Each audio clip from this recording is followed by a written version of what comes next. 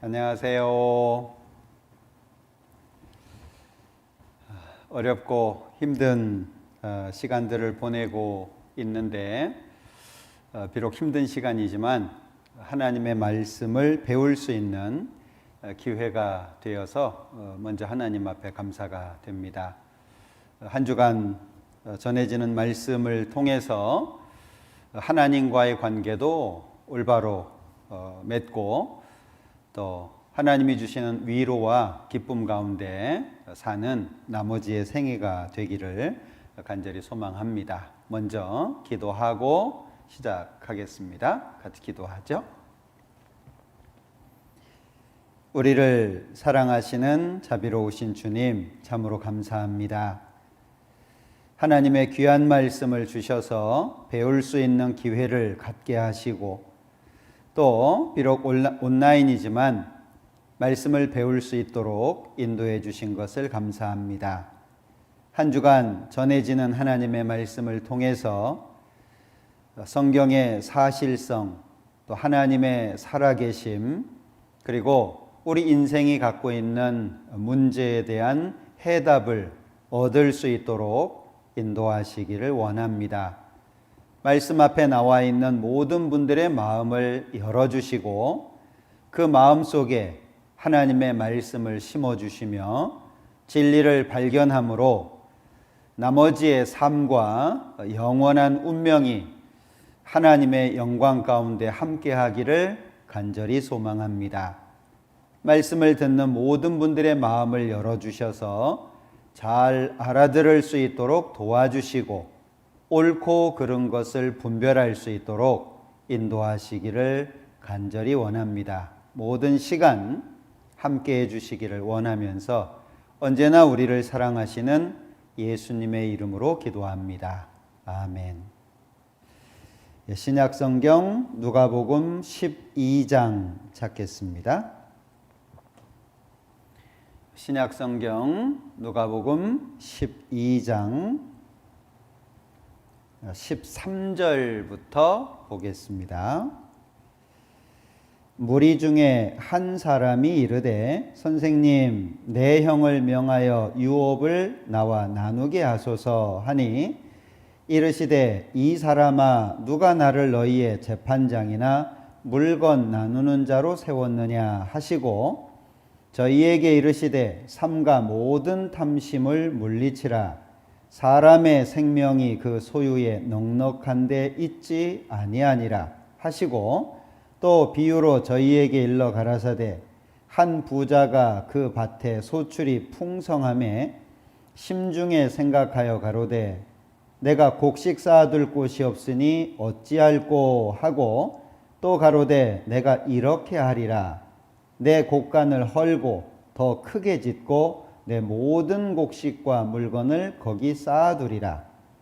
또 내 영혼에게 이르되 또 내가 내 영혼에게 이르되 영혼아 여러 해 쓸 물건을 많이 쌓아두었으니 평안히 쉬고 먹고 마시고 즐거워하자 하리라 하되 하나님은 이르시되 어리석은 자여 오늘 밤에 네 영혼을 도로 찾으리니 그러면 네 예비한 것이 네 것이 되겠느냐 하셨으니 자기를 위하여 재물을 쌓아두고 하나님께 대하여 부유치 못한 자가 이와 같으니라.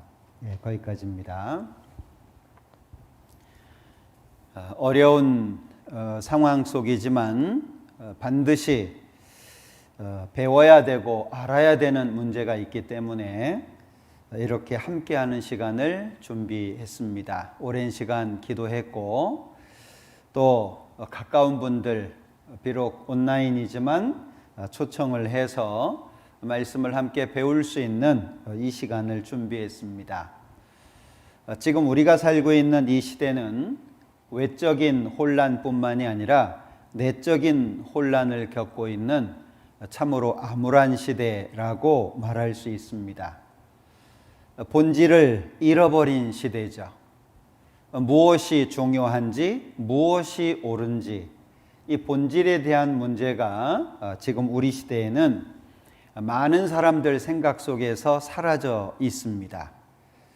마치 기본이 중요한데 지금 우리 시대는 옵션을 더 중요하게 생각하는 시대입니다. 자동차가 있다면 기본이 중요하죠.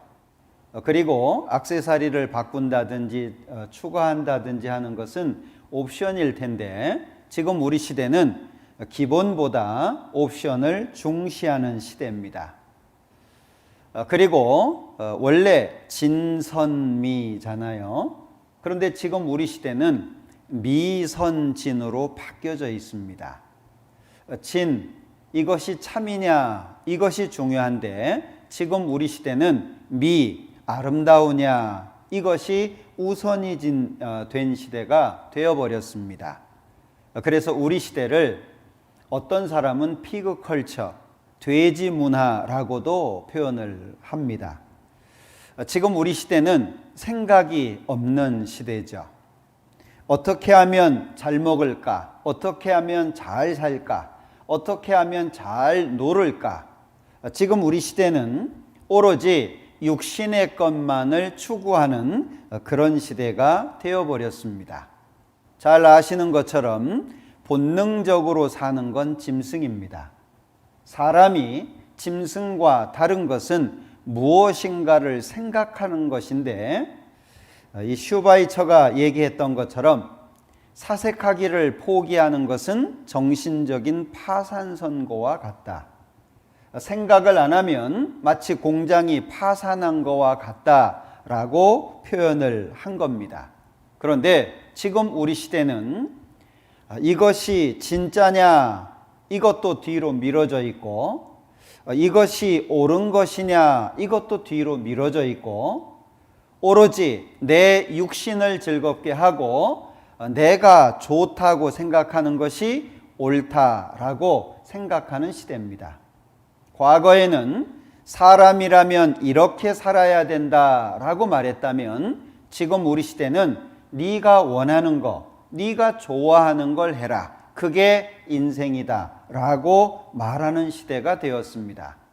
마치 누가복음 12장에 보면 외식하는 자여 너희가 천지의 기상은 분별할 줄 알면서 어찌 이 시대는 분변치 아니하느냐.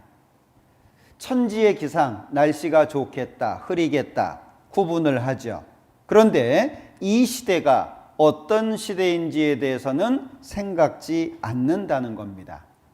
또 어찌하여 옳은 것을 스스로 판단치 아니하느냐. 옳은 것이냐 그른 것이냐 이것은 분명하게 나누어져야 되는 것이잖아요. 성경은 그걸 책망하고 있습니다. 잠언 22장 3절에 보면 슬기로운 자는 재앙을 보면 숨어 피한다라고 말씀하셨고 어리석은 자들은 나아가다가 해를 받는다라고 말씀하고 있습니다. 지혜로운 사람들은 자기가 가는 길을 밝히 알 것이고 이것이 옳은 것인지 참인 것인지를 알 겁니다. 그래서 잠언 14장에 보면 어떤 길은 사람의 보기에 바르나 필경은 사망의 길이다. 사람들 눈에 보기에는 너무나도 좋아 보이는 길인데 실제 가보니까 사망의 길이더라. 그런 길도 있다는 걸 말씀합니다. 우리 옛날 어르신들이 길이 아니면 가지 말고 말이 아니면 받지 말고 사람이 아니면 사귀지 말라. 뭔가 옛날 생각하고 지금 생각하고 많이 달라졌잖아요. 자, 어르신들이 말합니다. 길 조심해라. 물론 우리 눈에 보이는 길을 말하고 있습니다. 그런데 아는 길도 물어가라. 또는 돌다리도 두들겨 보고 건너라. 이것이 우리에게 주는 교훈이 있다고 생각하지 않습니까? 심지어 이 공자의 논어에 보면은요, 조문도면 석사도 가이다 라고 표현을 했습니다. 아침에 도를 들으면 저녁에 죽어도 좋다. 그 도가 과연 무엇이길래? 자, 우리는 눈에 보이는 길도 조심해야 되고 잘 판단해서 가야 됩니다. 그러나 길 가운데에서 가장 중요한 것은 인생의 길입니다. 이 세상에 그 누구도 인생은 이런 것이니까 이렇게 살아라 라고 자녀들에게 교훈하지 못합니다. 인생에 대한 정의도 내려주지 못하고 내가 그렇게 사랑하는 내 자녀에게조차 인생을 어떻게 살아야 될지 조언하지 못합니다. 그게 우리죠. 인생입니다. 왜? 부모도 모르고 그 위에 부모도 모르기 때문에 그런 겁니다. 우리는 성경을 통해서 우리가 궁금해하고 우리가 그토록 알기 원하는 해답을 찾을 수 있어야 될 겁니다. 자, 성경을 배우자라고 얘기하는 것은 교회에 나가자 또는 교인이 되자라고 부탁드리는 것은 결코 아닙니다. 교회당에 나오는 불신자, 하나님 앞에는 아무런 의미가 없는 겁니다. 교회당에는 나오는데 하나님도 믿지 않고 성경도 믿지 않고 그저 예수 믿으면 복 받는다는 말 때문에 교회당에 나온다면 그것은 그저 절에 다니는 사람이나 다른 종교를 믿는 사람과 별반 다를 것이 없는 겁니다. 성경을 배우는 목적은 오직 참되신 진짜 신이신 하나님을 발견하고 그 하나님과 내가 올바른 관계를 맺는 것을 목적으로 합니다. 그래서 좀 불편하시더라도 또는 시간이 좀 길더라도 이럴 수 있는 기회가 그렇게 많지 않습니다. 삶을 통틀어서 내 자신을 뒤돌아보고 나의 삶을 뒤돌아보고 인생의 본질적인 문제를 고민할 수 있는 시간은 그렇게 많지 않습니다. 이번의 기회가 특별한 기회라고 생각하시고 일주일 할애해 주시면 좋을 것 같아요. 자, 오늘 읽었던 말씀은 이런 내용입니다. 한 사람이 예수님 앞에 나와서 형이 가지고 간 그 재산 중에 좀 공평하게 분배를 좀 해 주십사라고 부탁을 한 겁니다. 내 형을 명하여 유업을 나와 나누게 하소서. 이 내용을 보면 아마도 형이 재산을 다 가져갔든지 아니면 형이 더 훨씬 많이 가져갔든지 동생한테는 마음에 문제가 된 것 같아요. 그러니까 예수님을 찾아왔습니다. 공정하게 분배를 해달라는 거죠. 그런데 예수님의 답변은 의외였어요. 그렇게 존경받는 그 당시의 선생님이라고 한다면 좀 공정하게 분배해 줄 만도 한데 예수님의 답변은 14절에 이르시되 이 사람아 누가 나를 너희의 재판장이나 물건 나누는 자로 세웠느냐. 지금 우리 시대도 많은 사람들이 교회를 다니면서도 예수님을 잘 모르는 것 같아요. 예수님을 도덕 선생님쯤으로 또는 4대 성인 중에 한 분쯤으로 기도를 하면 복 주시는 분쯤으로 그렇게 알고 있는 분들이 많습니다. 이 당시에도 예수님 말씀처럼 누가 나를 너희의 재판장이나 물건 나누는 자로 세웠냐. 다시 말하면 예수님은 재판장도 아니고 물건 나누어 주는 자도 아니다. 그 말씀이잖아요. 자, 15절에 저희에게 이르시되 삼가 모든 탐심을 물리치라. 사람의 생명이 그 소유에 넉넉한 데 있지 아니하니라. 자, 여기에서 예수님이 아주 중요한 말씀을 하셨습니다. 탐심 물리쳐라. 욕심 버려라. 그 말씀이죠. 이유가 무엇입니까? 사람의 생명이 그 소유에 넉넉한 데 있지 않다. 생명과 이 세상의 소유, 넉넉한 거, 이거하고는 상관이 없다는 걸 말씀하는 겁니다. 생명이 훨씬 중요하다는 거 다 아시죠? 그런데 많은 사람들은 중요한 생명보다 소유의 넉넉함에 마음 뺏겨 있어요. 그러다 보니 어떻게 하면 잘 먹고 잘 살을까, 잘 입을까 그렇게 생각하고 살죠.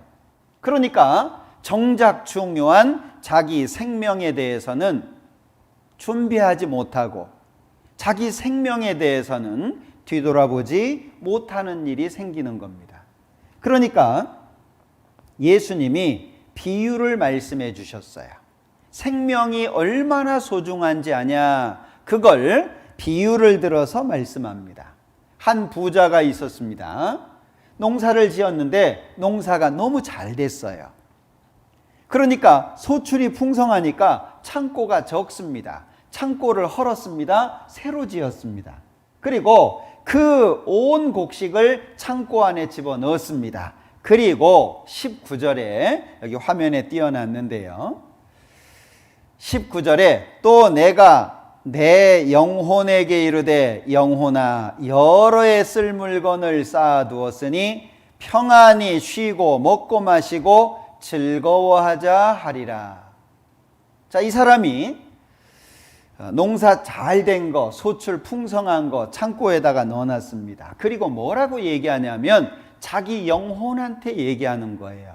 영혼아, 여러 해 쓸 물건을 많이 쌓아두었으니까 이제부터는 평안히 쉬고 먹고 마시고 즐거워하자, 이렇게 말한 겁니다. 그런데 이 사람에게 대해서 하나님이 말씀합니다. 하나님은 이르시되 어리석은 자여. 자, 이 사람이 왜 어리석습니까? 이 세상에서 농사가 잘 되게 하려면 농부의 땀이 필요합니다. 시골에 가서 들으니까는요, 벼는 농부의 발걸음 소리를 듣고 자란다는 말을 하더라고요. 이 벼라고 할지라도, 농산물이라고 할지라도 얼마나 많이 관심을 갖고 돌봐줘야 된다는 얘기죠. 자, 이 사람은 성실한 사람입니다. 열심히 일한 사람입니다. 자기 일에 아주 성실한 사람이죠. 그런데 하나님께서는 어리석은 자여, 이렇게 부르셨어요. 왜 어리석을까요? 20절에 보면 오늘 밤에 내 영혼을 도로 찾으리니 그러면 내 예비한 것이 네 것이 되겠느냐. 자, 오늘 밤에 많은 사람들이 자기가 죽을 것은 인정합니다. 그러나 오늘 죽을 수 있다는 건 생각하지 않죠. 장례식장에 가가지고 돌아가신 분을 기리고 또 조문을 하는 것은 자연스러워합니다. 그러나 내가 지금이라도 죽을 수 있다는 건 생각하지 않습니다. 자, 하나님은 이르시되 어리석은 자여 오늘 밤에 내 영혼을 도로 찾으리니 그러면 네 예비한 것, 그렇게 풍성하게 준비해 놓은 것 네 것이 되겠느냐. 자, 이 부자가 오늘 밤 죽었다면 그토록 열심히 준비해 놓은 모든 것 누구 것이 되겠습니까? 자기하고 상관이 없는 겁니다. 그러니까 21절에 자기를 위하여 재물을 쌓아두고 하나님께 대하여 부요치 못한 자가 이와 같으니라. 자, 이 말씀을 통해서 사람은 두 가지를 준비하면서 살아야 된다는 걸 알 수 있죠. 자, 첫 번째는 자기를 위하여입니다. 자기를 위해서는 재물을 쌓아두고 육신을 위한 거죠. 이 몸을 위한 겁니다. 배워야 되고, 그리고 뭔가 사회생활을 해야 되고, 이런 것들을 말합니다. 그런데 두 번째는 하나님께 대하여, 그러면 하나님께 대해서 준비해야 될 것이 뭐냐? 영혼과 관련이 되어 있는 겁니다. 자, 영혼은 여러 해 쓸 물건을 많이 쌓아두었으니 이것 때문에 행복하지 않습니다. 영혼은 물질적인 것, 육신적인 것, 세상적인 것 가지고 기뻐하지 않습니다.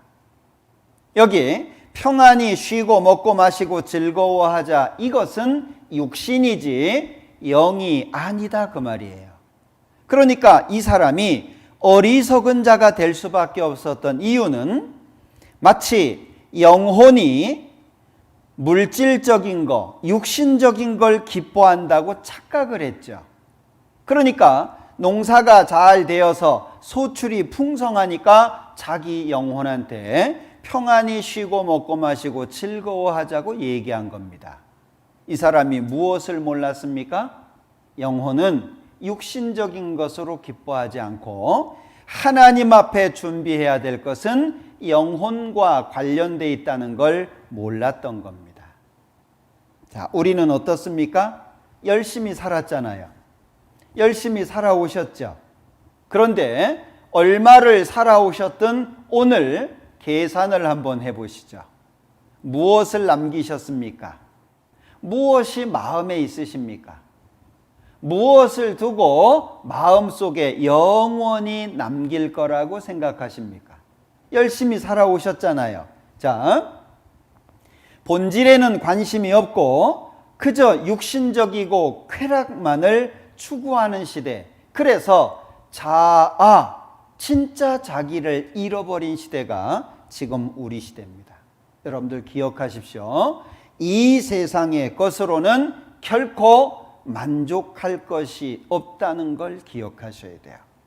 자, 여기 화면에 전도서 1장의 말씀에 보면 해는 떴다가 지며 그 떴던 곳으로 빨리 돌아가고 바람은 남으로 불다가 북으로 돌이키며 이리 돌며 저리 돌아 불던 곳으로 돌아가고 모든 강물은 다 바다로 흐르되 바다를 채우지 못하며 어느 곳으로 흐르든지 그리로 연하여 흐르느니라. 자, 자연 현상이죠.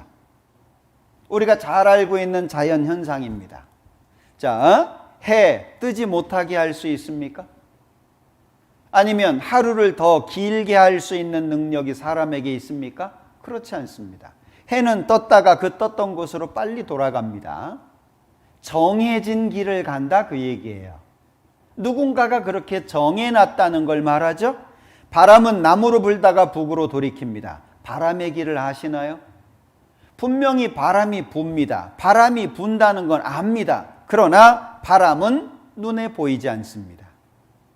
눈에 보이는 것이 전부라고 말할 수 있을까요? 눈에 보이는 것은 일부일 뿐입니다. 오히려 눈에 보이지 않는 것이 훨씬 더 많다고 과학자들은 말합니다. 그리고 모든 강물은 다 바다로 흐르지만 바다를 채우지 못합니다. 어쩌십니까? 만족 있으십니까? 시간이 지나갑니다. 살같이 빠르게 지나갑니다. 흐르는 강물보다 훨씬 빠르게 인생이 흘러갑니다. 열심히 살았습니다. 죽기 살기로 살았습니다. 악착같이 살았습니다. 치사해도 참고 안 입고 와도 참고 더러워도 참았습니다. 오늘 이 시간 여러분들은 무엇을 남기셨습니까? 만족하십니까? 자, 그런데 여기 만물의 피곤함을 사람이 말로 다 할 수 없나니 눈은 보아도 족함이 없고 귀는 들어도 차지 않는다라고 말씀합니다. 이게 하나님의 말씀입니다. 여러분들 생각해 보세요. 술 얼만큼 먹으면 만족할까요? 전도서 2장에 보면 내가 어떻게 하여야 내 마음의 지혜로 다스림을 받으면서 술로 내 육신을 즐겁게 할까? 이런 말씀이 나오는데 술을 얼만큼 먹으면 즐거울까요? 깨고 나면 어떻게 하셔요? 뒷골 땡기고 속 쓰리고 내가 다시는 술 먹나 봐라. 근데 어때요? 저녁 되면 또 찾죠. 얼만큼 먹어야 될까요? 술은 기쁨의 대상이 아닙니다. 자, 그러면 전도서 2장 22절 23절에 보면 사람이 해 아래서 수고하는 모든 수고와 마음에 애쓰는 것으로 소득이 무엇이랴? 그렇게 고생하고 마음을 졸이고 밤에 잠도 못 자고 삽니다. 소득이 무엇입니까? 일평생에 근심하며 수고하는 것이 슬픔뿐이라. 그 마음이 밤에도 쉬지 못하나니 이것도 헛되다라고 말씀합니다. 우리는 이런 삶을 살고 있는 거예요. 자, 사람의 수고는 다 그 입을 위해서라고 말씀합니다. 노력하는 자는 식욕을 인해서 애쓴다고 합니다. 그런데 얼만큼 먹어야 만족할까요? 얼마나 맛있는 걸 많이 먹어야 만족할까요? 요즘에 먹방 보시죠. 웬 메뉴가 그렇게 많고 얼마나 다양한 레시피가 있고 더 맛있는 거, 더 맛있는 거, 더 맛있는 거 사람들에게 끝이 없습니다. 그런가 하면 전도서 1장에 지혜가 많으면 번뇌도 많다. 지식을 더하는 자는 근심을 더하느니라. 식자우환이라는 말 하시죠. 알면 알수록 편안해지고 알면 알수록 더 좋아져야 되는데 알수록 근심이 더해지는 겁니다. 그래서 여러 책을 짓는 것이 끝이 없고 많이 공부하는 것이 몸을 피곤하게 한다라고 전도서 12장에 말씀합니다. 그런가 하면 전도서 5장에서는 은을 사랑하는 자는 은으로 만족함이 없고 풍부를 사랑하는 자는 소득으로 만족함이 없나니 이것도 헛되다. 얼마를 벌면 만족할까요? 지금 100억 주면 만족할까요? 1000억 주면 만족할까요? 사람의 욕심은 끝이 없기 때문에 얼마나 많은 돈을 가져도 사람은 만족하지 못합니다. 자, 여기 전도서 9장 말씀을 올려놨는데요. 내가 돌이켜 해 아래서 보니 빠른 경주자라고 선착하는 것이 아니며 달리기를 빨리 한다고 꼭 1등하는 거 아닙니다.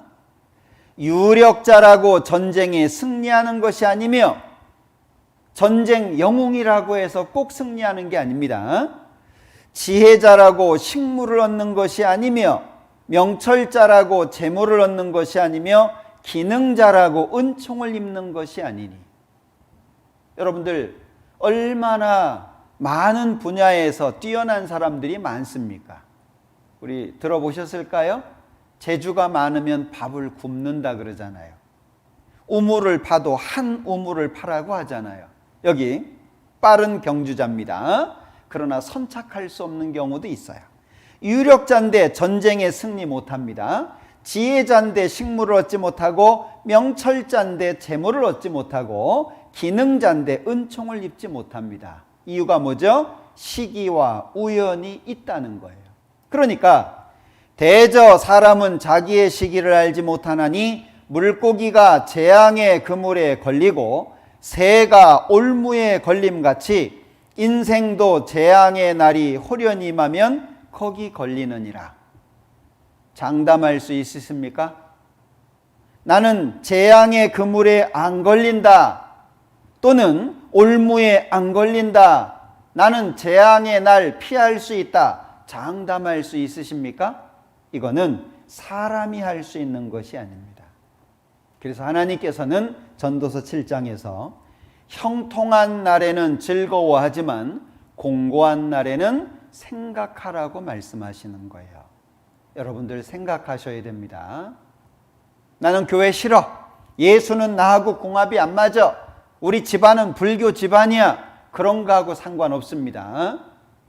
말씀드렸듯이 교회 가자고 하는 것도 아니고 교인 되자고 하는 것도 아닙니다. 여러분들 사람의 근본, 내가 누군지 발견해야 되지 않겠습니까? 학교에 간들 배우겠어요? 직장에 간들 배우겠어요? 아니면 오래 산 분한테 배우겠습니까? 내가 누구인지도 모르는데 어떻게 인생을 잘 살 수 있겠냐 그 얘기예요. 그러니까 전도서 9장에서 모든 사람의 결국이 일반인 그것은 해 아래에서 모든 일 중에 악한 것인데 곧 인생의 마음에 악이 가득해서 평생에 미친 마음을 품다가 후에는 죽은 자에게로 돌아간다.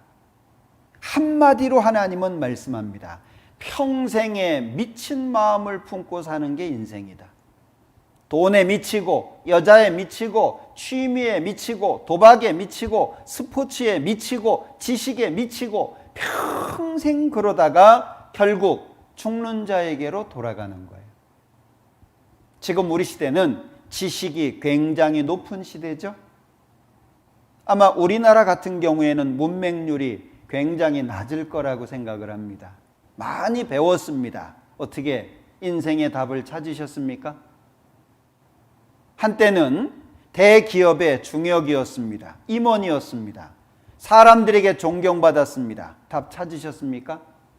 어떤 사람은 수많은 군인들을 부하로 둔 장군일 수도 있습니다. 그런 권세가 있었습니다. 어떻게 답을 찾으셨습니까? 많은 사람들에게 인정받고 많은 사람들에게 존경받았습니다. 어떻습니까? 인생의 답을 찾으셨습니까? 성경을 펼쳐보지 않으면 모든 사람은 인생의 마음에 악이 가득해서 평생에 미친 마음을 품다가 후에는 죽은 자에게로 돌아간다. 그 길을 갈 수밖에 없는 거예요. 전도서 2장에 지혜자나 우매자나 영원토록 기억함을 얻지 못한다. 후일에는 다 잊어버린 지 오래일 것임이라. 오라 지혜자의 죽음이 우매자의 죽음과 일반이로다. 참 불공평하죠. 누가 그러더라고요. 사람 나이 80이 되면 배운 사람 못 배운 사람이 똑같다고 얘기하더라고요. 왜요? 오른쪽에 있는 사람은 초등학교도 못 나왔습니다. 왼쪽에 있는 사람은 서울대학교 수석으로 나왔어요. 그런데 오른쪽에 있는 사람은 나이 80이 되었어도 배운 적이 없으니까 그냥 몰라요. 원래 몰라요.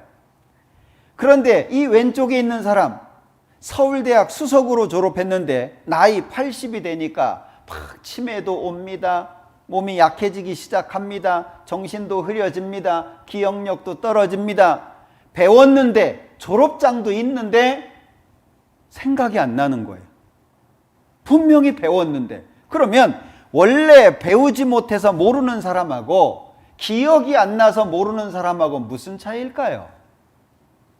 그게 인생이라는 거예요. 분명히 많이 배웠는데 한때는 사람들이 야, 그 대학에 나와서 알아줬는데 나이 80 되니까 생각나는 게 없어요.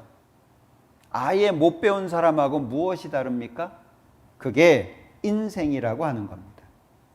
그래서 전도서 6장에 저가 비록 천년의 갑절을 산다 할지라도 낙을 누리지 못하면 마침내 다 한 곳으로 돌아가는 것이 아니냐.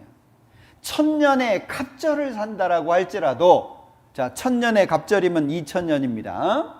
2000년 산다라고 할지라도 진정한 낙을 발견하지 못하면 2000년이 오히려 저주일 거예요. 그죠? 여러분들 지금 뭐 100세, 120세 시대라고 얘기를 하는데 과연 그게 복일까요? 생각해 보세요. 기력 떨어져, 기억력 없어, 능력 없어. 이제 나이가 들어가지고 혼자 몸을 가누기도 어려워. 그런데 나이가 90이에요. 앞으로 30년 더 살아야 돼요. 행복할까요?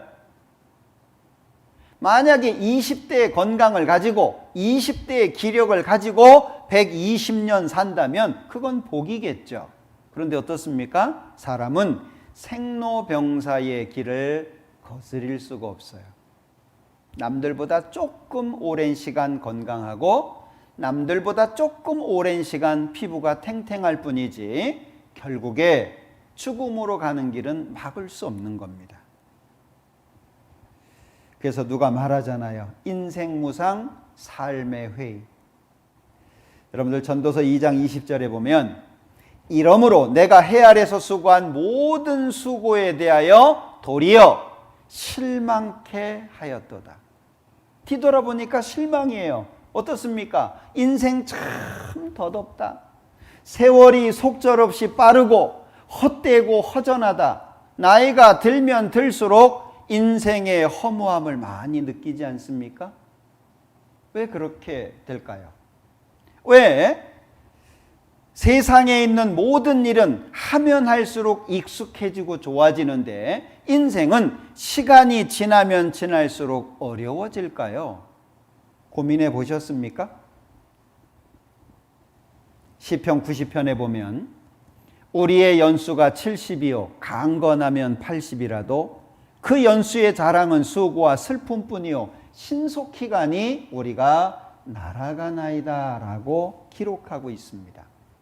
시편 89편 47절에서는 나의 때가 얼마나 단촉한지 기억하소서 주께서 모든 인생을 어찌 그리 허무하게 창조하셨는지요. 하나님께 외치는 겁니다.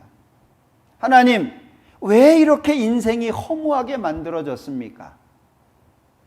자, 우리의 연수가 70이요 강건하면 80, 건강하면 그 이상도 살겠죠. 그러나 결국은 죽음입니다. 자, 몇 년을 살았든지 그 연수의 자랑, 여러분들 생각해 보세요. 지금까지 살아온 삶 뒤돌아봅니다. 자랑거리 한번 생각해 보세요. 자랑거리. 제가 연세 드신 분들 이렇게 상담하다 보면은요, 할머니 인생을 살아오시면서 자랑거리 뭐 있어요? 그러면은요, 좋은 일 꽤 경험하셨을 거 아니에요. 어디 놀러 간 데도 있고 놀라운 걸 본 경우도 있고 좋은 일도 생겼을 거고. 그런데 하나같이 말씀합니다. 자랑이 뭐 있나? 나처럼 고생한 사람은 없을 거예요. 고생이 무슨 자랑이라고. 그러면 그 옆에 있는 할머니가 끼어듭니다. 이놈 할망구 그게 무슨 고생이라고. 내가 고생한 얘기 들어봐. 고생한 거 갖고 싸웁니다. 인생의 자랑, 수고와 슬픔뿐이라고 성경 말씀합니다. 그런데 수고와 슬픔뿐인 그 인생도 신속히 가니 우리가 날아간다라고 표현하잖아요.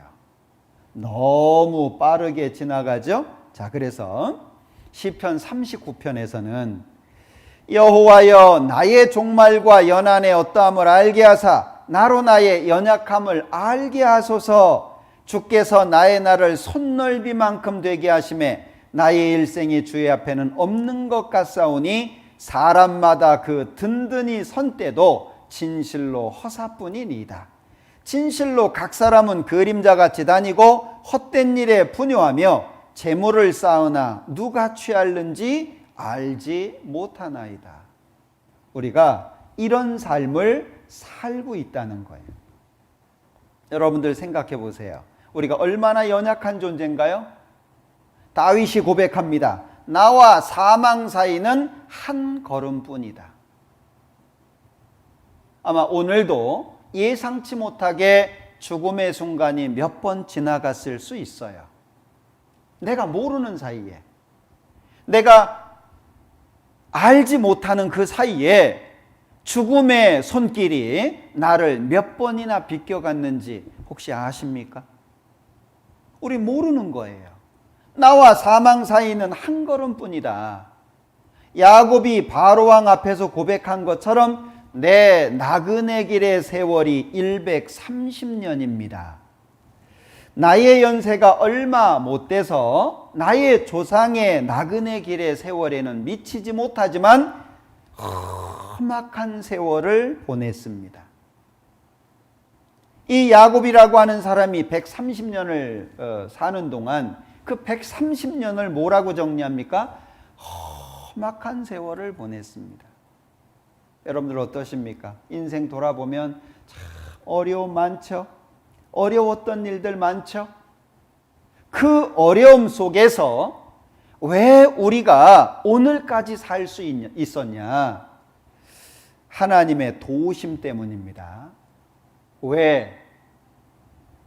진짜 자신을 발견하고 참된 낙을 발견하고 영원한 생명을 발견하라고 하나님께서 지켜주신 거예요. 여기 전도서 2장에 보면 사람이 먹고 마시며 수고하는 가운데서 심령으로 낙을 누리게 하는 것보다 나은 것이 없나니 내가 이것도 본즉 하나님의 손에서 나는 것이로다. 진짜 좋은 것, 사람에게 참으로 필요한 것은 눈에 보이는 육신적인 것이 아니고 눈에 보이지 않는 신령한 것, 영원한 겁니다. 중국에 가보면 복복자 하시잖아요. 우리 옛날 어르신들이 얼마나 복을 좋아했는지 막 이부자리에도 복, 대문에도 복, 숟가락에도 복, 막 밥그릇 뚜껑에도 복, 밥그릇 속에도 복, 온통 복자 좋아했잖아요. 그런데 이 중국에 가보면 복복자를 한자로 써서 대문이나 이렇게 붙여놓는데 거꾸로 걸어놓은 집이 많아요.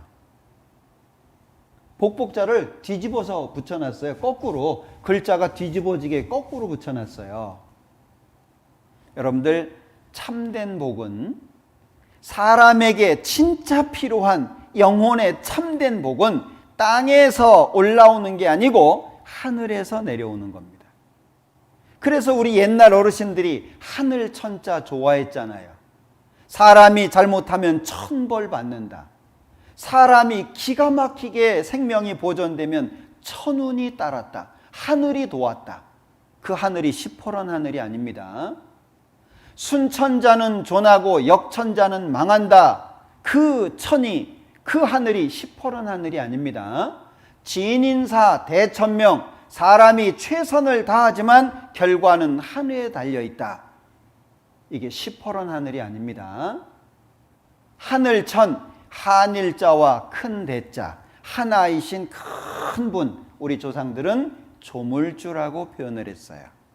우주 만물을 창조하신 오직 한 분이신 진짜 신.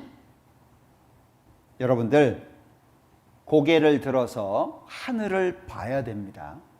그러니까 심령으로 낙을 누리게 하는 것, 이 심령에 낙이 있어야 된다는 거예요. 그런데 그것이 하나님의 손에서 난다. 그래서 하나님이 사람에게요, 영원을 사모하는 마음을 주셨다 그랬습니다. 사람은 영원을 사모해요. 영원한 것이 마음속에 심어질 때 심령의 낙을 누리게 되고 그 사람은 진정 행복할 수 있는 거예요. 하나님은 영원을 사모하는 마음을 주셨습니다. 왜? 영원이 있으니까. 사람이 소망하는 모든 것, 사람이 원하는 것, 모든 것은 대상이 있잖아요. 목이 마르면 마실 물이 있습니다. 배가 고프면 먹을 음식이, 과일이 있습니다. 그죠? 사춘기가 되어서 이성을 생각하게 되면 사랑의 짝이 있잖아요. 하나님은 영원을 사모하는 마음을 주셨고 그 영원을 찾기를 원하는 거예요. 영원을 사모하는 마음을 가지고 찾는 거예요. 그래서 사람은 이 지구 덩어리를 삼켜도 만족 못하는 겁니다. 왜요? 사람이 추구하는 건 다른 거거든요. 집 100채가 되어도 만족 못합니다.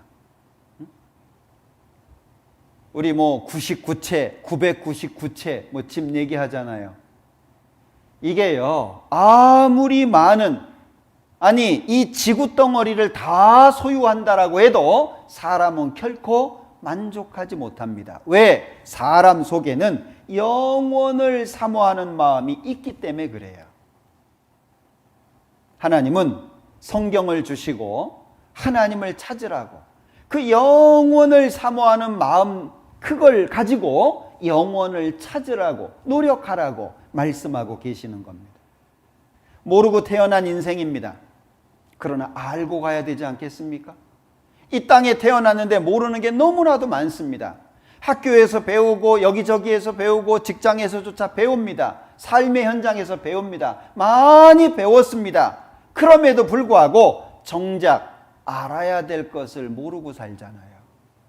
정작 알아야 될 것. 공자의 제자가 질문을 했어요. 그 유교의 근간이라고 하는 공자잖아요. 선생님, 도대체 귀신이라고 하는 게 무엇입니까? 그 형체도 없고 눈에 보이지도 않는데 왜 섬기고 받들어야 합니까? 제자가 질문을 한 거예요. 선생님, 귀신이 뭡니까? 형체도 없고 눈에 보이지도 않는데 왜 섬기고 받들어야 됩니까? 거기에 대해서 공자가 답변을 했어요. 미능사인이고 언능사귀다, 이렇게 얘기를 했어요. 미능이라고 하는 건 모르겠다 그 얘기예요. 능력 없다 그 얘기입니다. 아직 할 수 없다. 모른다 그 얘기예요. 뭘 모르냐? 사인, 일사자에다가 사람 인자입니다. 사람의 일도 모른다. 사람의 일도 모르는데 언능, 언자가 어찌거든요. 능은 능력할 때 능자입니다. 그러니까 언능이라고 하는 건 어찌 할 수 있겠냐 그런 뜻이에요. 언능 사귀. 아니 죽어서 귀신의 일을 어떻게 하냐.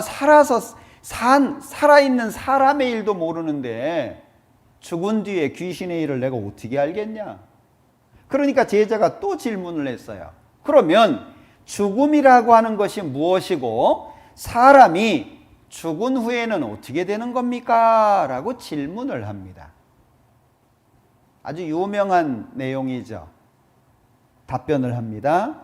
미지생, 언지사. 미지생, 미지, 모르겠다. 뭘 모르냐? 생. 내가 살아서의 일도 다 모르는데 언지, 어떻게 알겠냐? 사, 죽음 다음의 일을 내가 어떻게 알겠냐? 여러분들 얼마나 많은 사람들에게 존경을 받는 분입니까?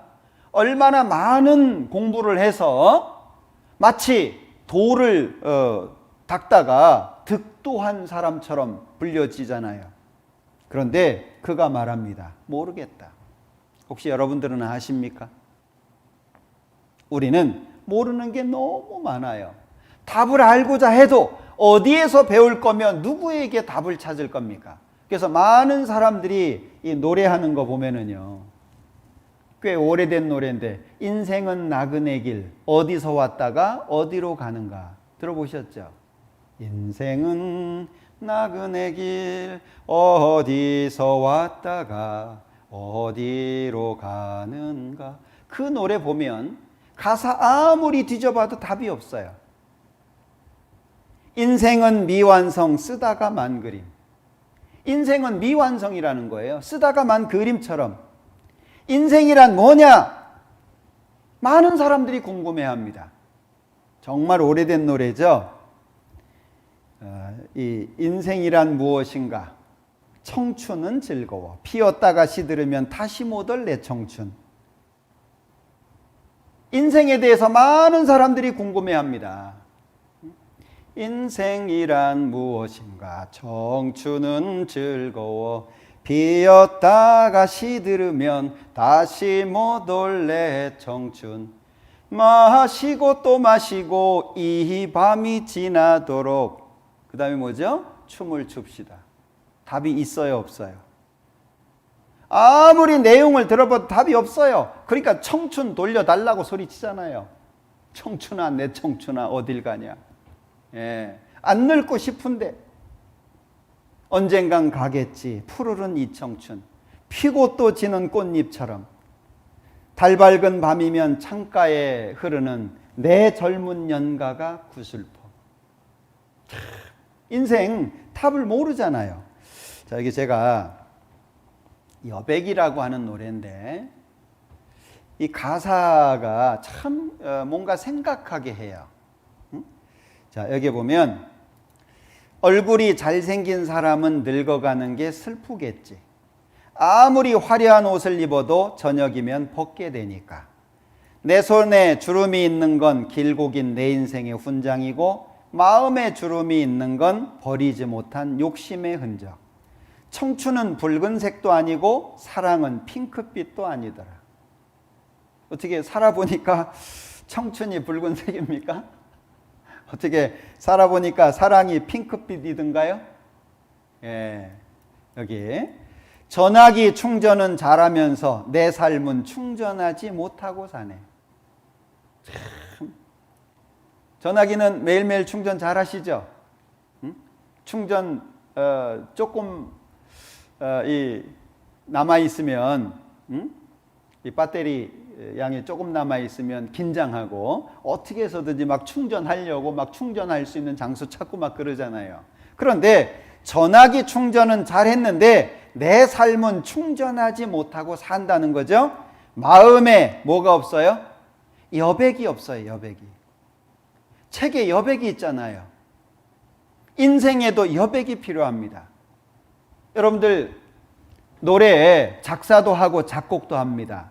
작곡할 때 꼭 집어넣어야 되는 게 뭐죠? 쉬는 시간 줘야 돼요. 아니, 곡을 만드는데 숨 쉴 수 있는 시간 안 주면 노래 부르다가 죽을 거 아니에요. 하물며 노래도 쉬면서 불러야 되는데 인생 어떻게 여백 갖고 계십니까? 자신의 삶을 뒤돌아보고 내가 잘 살아왔는지, 잘 살고 있는지, 내가 가는 길은 바른 길인지 어떻게 고민해 보시면서 삽니까? 여러분들, 우리는 인생의 답을 찾아야 됩니다. 모르면 많은 문제가 생기는 거예요. 아, 나 몰랐어. 몰랐다고 될 문제가 아닙니다. 자, 여기 이 좀 긴 물고기는 곰치라고 하는 물고기입니다. 그리고 앞에 있는 물고기는 보고입니다. 보고는 독이 되게 강하죠. 곰치가 보고를 잡아먹으려고 하다가 독 때문에 죽었어요. 그런데 곰치는 독 때문에 죽었고 보고는 물려서 죽었어요. 둘 다 죽었습니다. 어쨌거나. 자, 그럼 곰치가 왜 보고를 먹으려고 했을까요? 모르는 거예요. 이거 먹으면 죽는다. 그거 알았으면 먹으려고 했을까요? 자, 여기 컵에 물이 있습니다. 그런데 제가 모르는 사이 여기에 청산가리가 한 방울 들어가 있는 거예요. 모르면 어쩌죠? 먹을 수 있는 거예요. 알면 안 먹죠. 자, 그런데 모르고 먹었어요. 죽어가면서 나 몰랐는데 무슨 소용이 있을까요? 어떤 경우에 몰랐다라고 하는 것은 아주 치명적일 수 있다는 걸 기억하셔야 돼요. 알아야 됩니다. 그래서 아는 것이 힘이라고 말하잖아요. 시편 82편에 보면 저희는 무지무각하여 흑암 중에 왕래하니 땅의 모든 터가 흔들리는도다. 무지무각하면 흑암 중에 다니게 되고 땅의 모든 터, 기준이 무너지게 돼 있는 거예요. 알아야 됩니다. 그래서 하나님께서 무지한 말로 이치를 어둡게 하는 자가 누구냐? 우리는 모르는 게 너무 많아요. 그러니까 노래들 보면은요, 가사는 슬퍼요. 근데 곡은 아주 밝아요. 그런 노래들 많죠. 옛날에 그 노래 보면요, 내 마음 쓸쓸하네요, 짜라자짜짜짜. 곡은 너무 슬퍼요.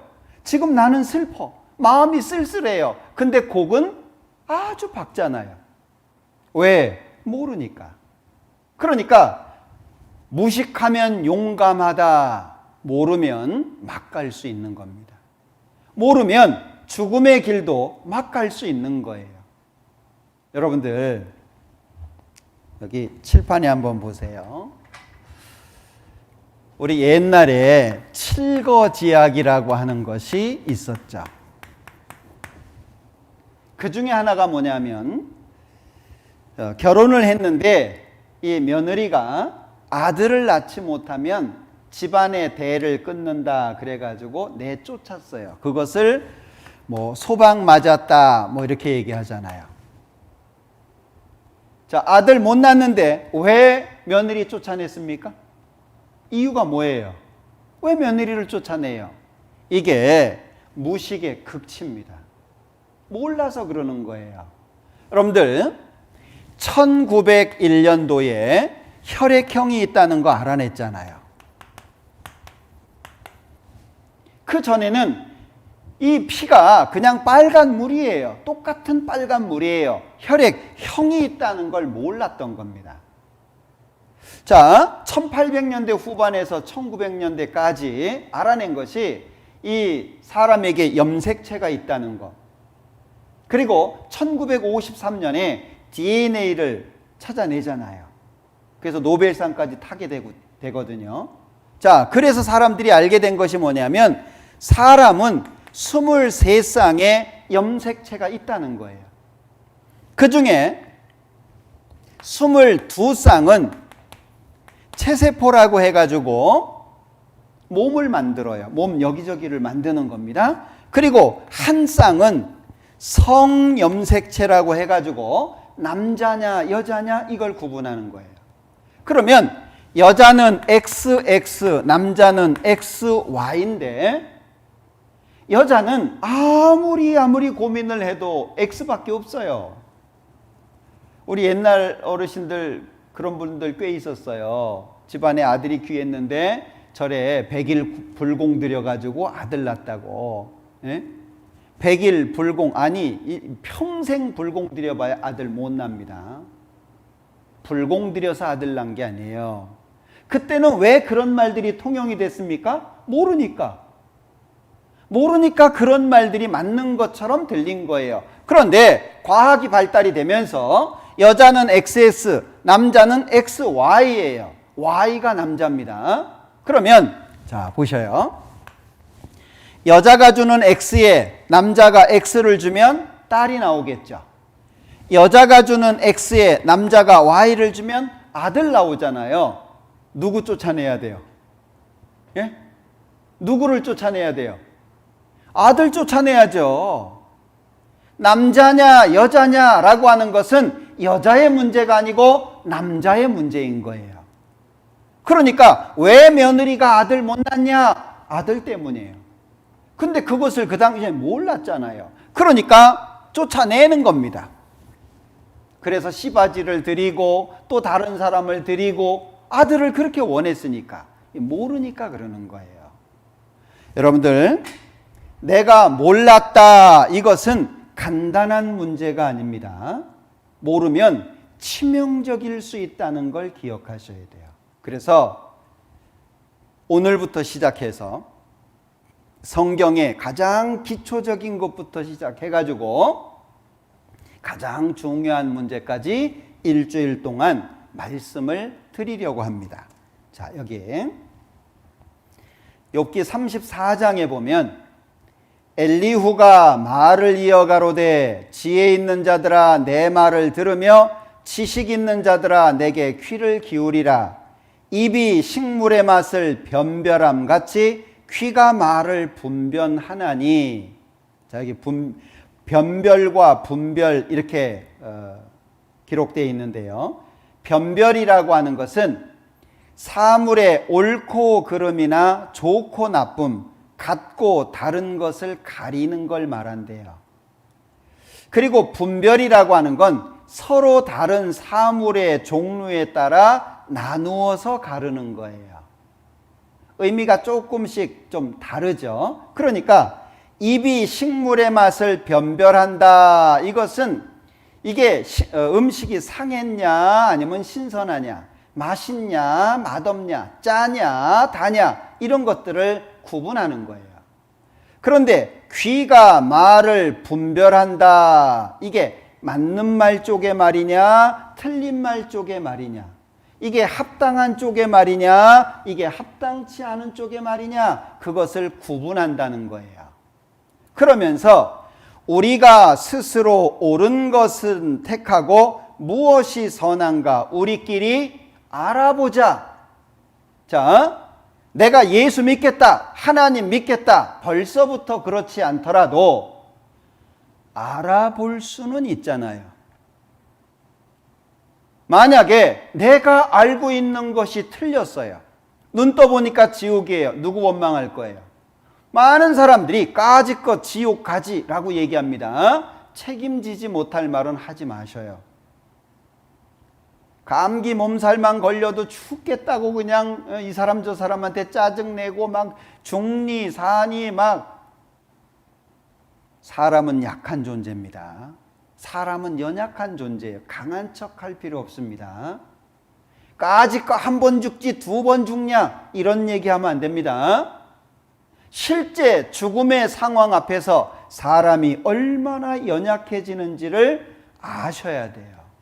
그러니까 자 보셔요. 왜 알아보자 그랬냐면 증명되지 못한 것을 믿는 것은 어리석은 거예요. 여러분들 잠깐 생각해 보죠. 이 세상에 신이 굉장히 많다고 하거든요.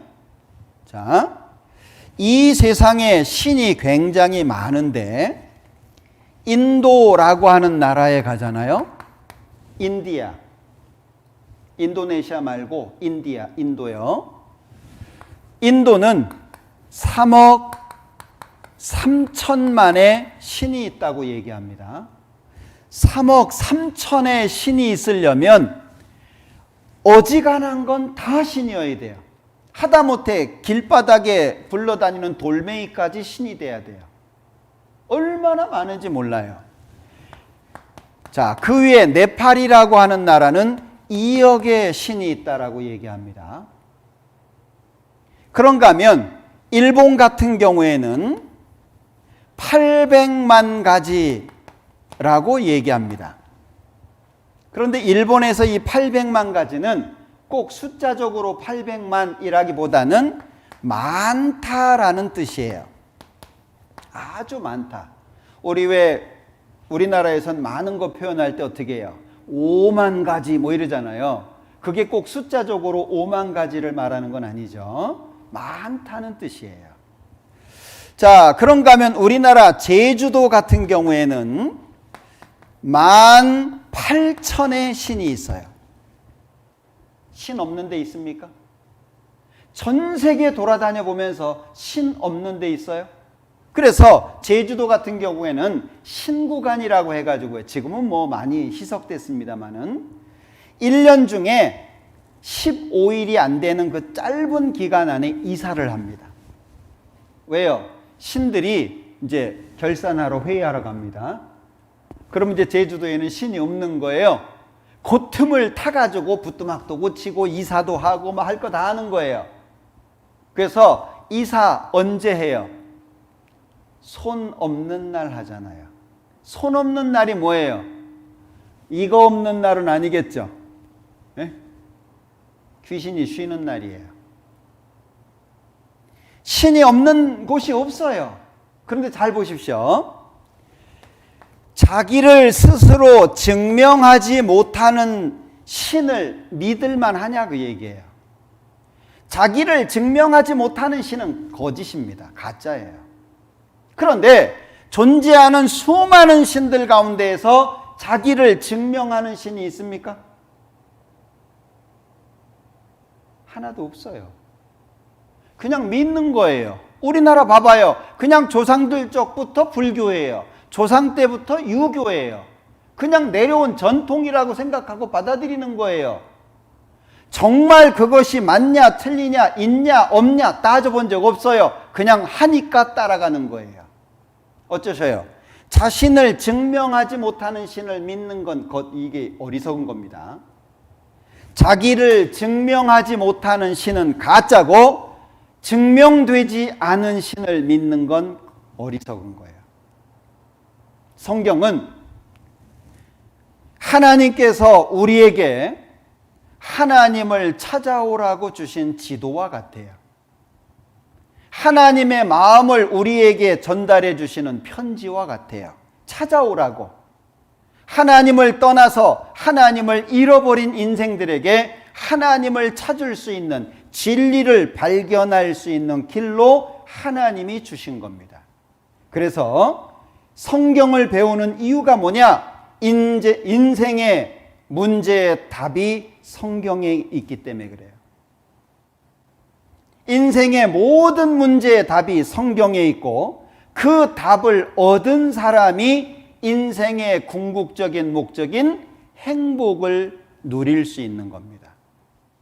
아, 행복하다. 그 행복 돈에 있는 게 아닙니다. 건강에 있는 게 아닙니다. 취미에 있는 게 아닙니다. 행복은 하나님 앞에 있는 거예요. 그러니까 하나님이 성경을 주시면서 내가 주는 거다라고 하는 표시로 하나님이 말씀하셨다 3,800번 정도가 기록되어 있어요. 예레미야 30장에 보면 내가 네게 이른 모든 말을 책에 기록하라. 자, 지금부터 내가 부르는 거, 말하는 것을 책에다가 써라. 하박국 2장에 보면 이 묵시, 이 말씀을 기록을 하는데 판에 명백하게 새겨라. 판에다가 아주 분명하게 새기되 달려가면서도 읽을 수 있도록 새겨라. 그런가 하면 다니엘서 12장에 보면 다니엘이 하나님 말씀을 받아 적다가 근데 하나님 이게 도대체 무슨 뜻입니까? 라고 물어요. 예? 지금 말씀하신 거 제가 못 알아듣겠는데 이게 무슨 내용입니까? 그러니까 다니엘서 12장 4절에 다니엘아 마지막 때까지 이 말을 간수하고 이 글을 봉함하라. 많은 사람이 빨리 왕래하며 지식이 더하리라. 왜? 다니엘에게 하셨던 말씀은 몇 천 년이 흘러서 이루어질 일입니다. 설명해 줘도 몰라요. 그러니까 다니엘한테는 그냥 잘 적어가지고 간수만 잘 해놔라 라고 말씀하시는 거예요. 자, 성경이 뭐냐? 성경은 베드로후서 1장 21절에 예언은 언제든지 사람의 뜻으로 낸 것이 아니요 오직 성령의 감동하심을 입은 사람들이 하나님께 받아 말한 것임이니라. 성경이 뭐냐? 하나님께서 주신 말씀이에요. 약 40명 정도가 썼다고 합니다. 쓴 것은 사람이죠. 그런데 이 성경을 하나님의 말씀이라고 표현을 합니다. 이유가 뭐겠어요? 쓰기는 사람이 썼지만 내용은 하나님이 주셨다라고 하기 때문에 이 성경을 하나님의 말씀이라고 합니다. 성경 맨 앞에 보면 성경 전서라고 기록되어 있어요. 성경은 이 안에 우리가 가지고 있는 성경은 한 권이지만 이 안에 66권이 모아져 있는 겁니다. 66권을 모아서 한 권으로 만든 걸 우리는 들고 다녀요. 그래서 성경 전서 합본판이라는 얘기죠. 이 성경 제일 마지막에 요한계시록 22장 성경 제일 끝에 만일 누구든지 이것들 외에 더하면 이 하나님이 주신 말씀에다가 무엇을 추가하면 하나님이 이 책에 기록된 재앙들을 그에게 더하실 터이요. 성경에 있는 모든 재앙을 그 사람한테 내리겠다 그 얘기죠. 그런가 하면 만일 누구든지 이 책의 예언의 말씀에서 제하여 버리면 빼버리면 하나님이 이 책에 기록된 생명나무와 및 거룩한 성의 참여함을 제하여 버리시리라. 천국 못 간다는 얘기예요. 결국에 성경 제일 끝에 더하지도 말고 빼지도 마라 그렇게 말씀하시면서 성경은 끝이 납니다. 이 성경을 진리라고 말합니다. 아버지여 진리로 저희를 거룩하게 하옵소서. 아버지의 말씀은 진리니이다. 그러면 성경이라고 하는 것이 진리가 되려면 조건이 있어요. 자, 진리라고 하는 것은 몇 가지의 조건을 가지고 있는데 진리가 되기 위해서 가장 중요한 것은 타당성입니다. 근거가 있어야 된다는 얘기예요. 근거가. 만약에 증거되는 게 없다. 그러면 자기 고집일 수밖에 없잖아요. 그죠? 옳다, 옳은 근거가 있고 잘못됐다는 근거가 있잖아요. 옳고 그름을 구분하기 위해서는 반드시 그것을 증명할 수 있는 근거가 필요합니다. 그리고 또 한 가지는 객관성이에요. 만약에 주관적이라면 내가 생각하는 거니까 진리야. 그럴 수는 없잖아요. 내가 생각한 건 다 진리야. 내가 말하니까 들어. 그건 안 맞잖아요.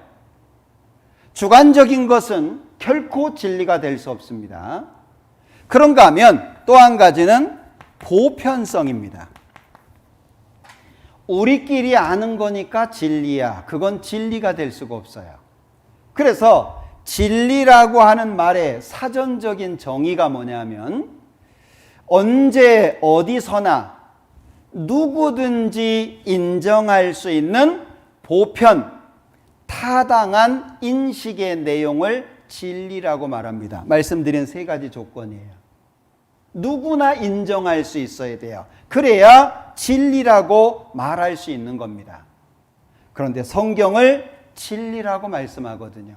그러면 성경을 어떤 식으로 배워야 되냐? 여기 신명기 18장에 보면은요, 네가 혹시 심중에 이르기를 그 말이 여호와의 이르신 말씀인지 우리가 어떻게 알리요 하리라.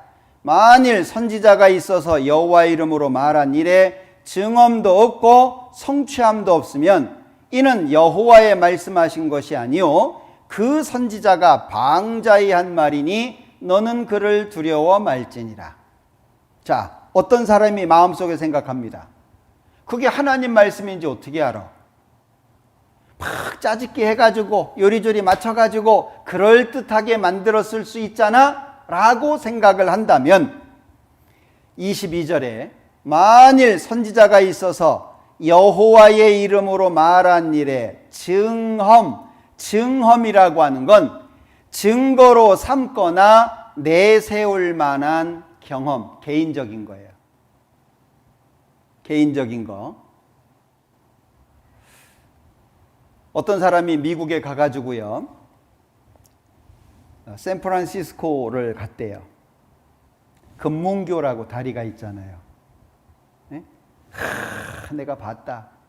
그리고 한쪽에 그 바다에 알카트레즈라고 하는 감옥이 있어요. 영화의 배경이 되기도 했던 곳인데 거기 그 감옥이 있더라. 와서 얘기를 하면은요, 진짜 가서 확인해 본 사람은 어때요? 아, 맞아. 거기 있는 거 내가 알아. 나도 봤어. 그럴 거 아니에요.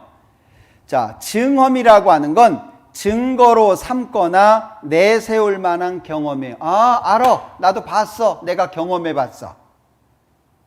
자, 증험이 말씀되고 또 하나는 성취함인데, 성취라고 하는 건 제대로 이루어지다 그 뜻이에요. 그래서 성경의 성취는 성경의 3분의 1이 예언이라고 하거든요. 성경의 3분의 1이 예언입니다. 그 예언대로 그대로 이루어지는 것을 말하는 거예요.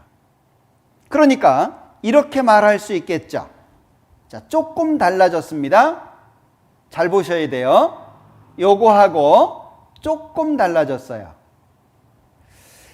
여호와의 이름으로 말한 일에 증험도 있고 성취함도 있으면 이는 여호와의 말씀하신 것이요 그 선지자가 바르게 한 말이니 너는 그를 두려워할지니라. 맞아요, 틀려요?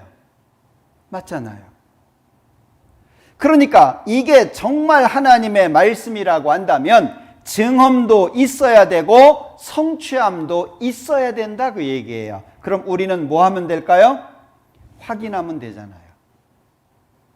정말 증험이 있는지 성취함이 있는지 우리가 확인해 보면 되지 않겠습니까? 성경에서 믿음이 생기는 방법을, 자, 믿음은 들음에서 나며 들음은 그리스도의 말씀으로 말미암았다 그랬습니다. 조금 다르게 설명드려 볼게요. 믿음은 신뢰를 바탕으로 합니다. 신뢰는 경험을 통해서 이루어지죠. 성경은 이 경험을 두 가지로 말씀하고 있는 거예요. 첫 번째가 증험이라고 하는 것이고 두 번째가 성취라고 하는 거죠. 그럼 우리는 증험과 성취가 성경에서 발견되는지를 확인해 보면 되는 거예요. 다시 말하면 성경에 말씀하신 그대로 됐다라고 하는 거 확인할 수 있냐? 그리고 미리 예언된 것이 그대로 이루어졌다는 걸 확인할 수 있냐? 사람은 용감해야 됩니다. 용감하다라고 하는 것은 사실을 사실로 인정할 줄 아는 거예요.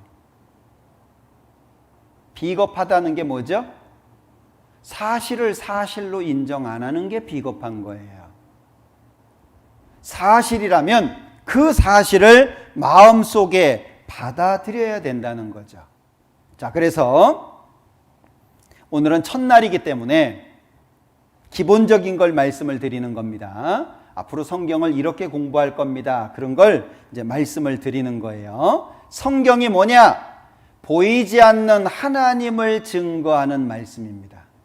성경이 뭐냐? 하나님 증거하는 책이다, 그 얘기예요. 그러니 당연히 증험도 있고 성취함도 있다, 그 얘기죠. 자, 남은 시간 아주 중요한 문제를 고민을 해보죠. 다윗이라고 하는 사람이 시편 144편에 하나님께 질문을 했는데, 여기 여호와여, 사람이 무엇이간데 주께서 저를 알아주시며 인생이 무엇이간데 저를 생각하시나이까. 사람은 헛것 같고 그의 날은 지나가는 그림자 같으니이다. 두 가지를 하나님 앞에 물었어요. 하나님, 사람이 무엇입니까? 인생이라고 하는 것이 무엇입니까? 자, 제가 그림을 하나 소개해 드릴게요. 폴 고갱이라고 하는 사람이 그린 그림인데요. 오른쪽에서 왼쪽으로 보는 겁니다. 우선 오른쪽에 보면 여기 세 명의 여인과 아이 하나가 보입니다. 잘 보시면 바라보는 각도가 다 달라요. 아이가 하나 있습니다. 엄마 같은 여인이 3명이 있어요. 그런데 누가 엄마인지 몰라요. 바라보는 각도가 다 달라요. 여기에서 이 그림의 제목 첫 번째입니다. 우리는 어디에서 왔냐? 우리는 어디에서 왔냐? Where do you come from? 어디에서 왔냐, 그 얘기예요. 많은 사람들이 이런 문제에 대해서 고민하기를 싫어합니다. 이거는 피해갈 수 있는 문제가 아니에요. 내가 이 세상에 살아있는 모든 시간 속에서 반드시 해결해야만 하는 문제입니다. 그런데 답을 알 수 없다고, 귀찮다고, 또는 나는 남은 생에 그냥 내 마음대로 잘 먹고 잘 살다가 죽을 거야. 나는 짧게 굵게 살 거야. 여러분들, 이 문제는 피할 수 없는 문제입니다. 반드시 해결해야만 하는 문제입니다. 우리는 어디에서 왔냐? 그리고 중간에 보면 한 남자가 과일을 따고 있습니다. 두 번째 질문입니다. What are we? 우린 누구냐? 우린 뭐냐? 우린 무엇이냐? 분명히 나는 여기에 존재합니다. 분명히 나는 여기에 살고 있습니다. 그런데 내가 누군지를 모르는 거예요. 다윗이 질문했던 거 기억하십니까? 사람이 무엇이간데. 여러분들은 답을 찾으셨습니까? 사람이 무엇이냐? 답을 찾아야만 하는 문제입니다. 자기가 누군지를 모르고 살고 있죠. 그리고 제일 왼쪽에 보면 2명의 여인이 그려져 있습니다. 하나는 젊은 여인이고 하나는 늙은 노파입니다. 여기에서 세 번째 제목입니다. Where are we going? 우리는 어디로 가지? 이 그림이 세 가지를 우리한테 묻고 있는 거예요. 우리는 어디에서 왔냐? 또는 우리는 무엇이냐? 우리는 어디로 가냐? 이건 이 그림을 그린 폴 고갱의 문제가 아니고요. 이 사람만의 문제가 아니고 이 땅에 존재하는 모든 사람의 문제입니다. 사람이 무엇이냐? 사람이 무엇인지를 알려면 하나님이 누군지, 어떤 분인지를 먼저 아셔야 돼요. 자, 여기 요한복음 4장에서는 하나님은 영이시다. 누가복음 24장에서는 영은 살과 뼈가 없다. 영의 특징을 말하고 있는 거죠. 그래서 디모데전서 6장에서는 하나님은 아무 사람도 보지 못하였고 또 볼 수 없는 자다. 성경에는 하나님은 아무 사람도 보지 못하였고 볼 수 없는 자라고 말씀합니다. 근데 교회 다니시는 분들이 하나님 봤다는 얘기는 도대체 뭘까요? 귀신 받거나 헛개비 받거나. 성경에는요 엄하게 말씀되어 있습니다. 네가 내 얼굴을 보지 못하리니 나를 보고 살 자가 없음이니라. 하나님 보면 죽는다고 돼 있어요. 근데 많은 사람들이 하나님 봤다고 말합니다. 여러분들, 하나님은 영이십니다. 하나님은 영이시다. 이 얘기는 사람과 같은 육체가 없다는 얘기예요. 결국 우리 눈으로 볼 수 없는 존재시라는 걸 말씀하는 거예요. 이 하나님께서 사람을 만드시는 장면이 창세기 1장에 나와요.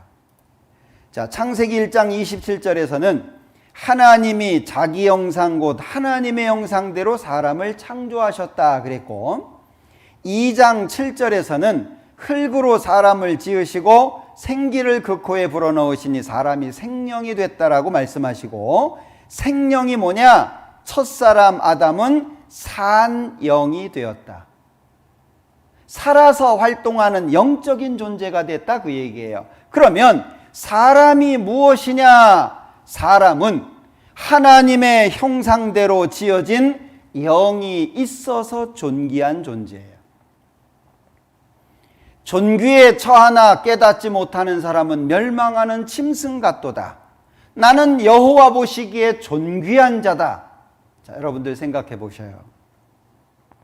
요즘에 많은 사람들이 자존감을 상실해서 살아갑니다. 우울증이 많아지고 정신질환이 많아지고. 왜 그렇습니까?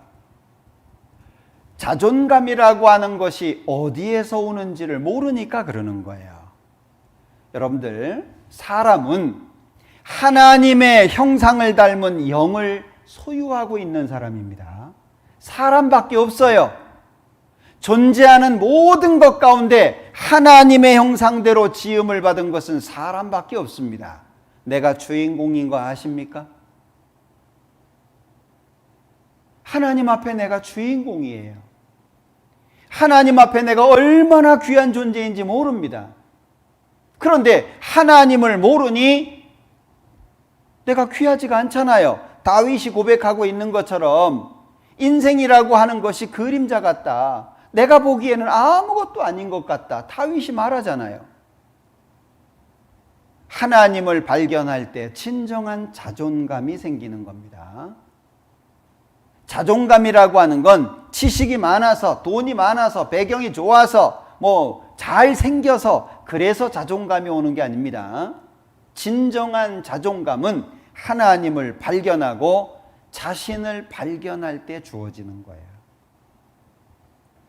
하나님의 형상, 사람이 귀할 수 있는 이유입니다. 영이 있음으로 존귀한 존재예요. 영이 없으면 존귀할 이유가 없습니다.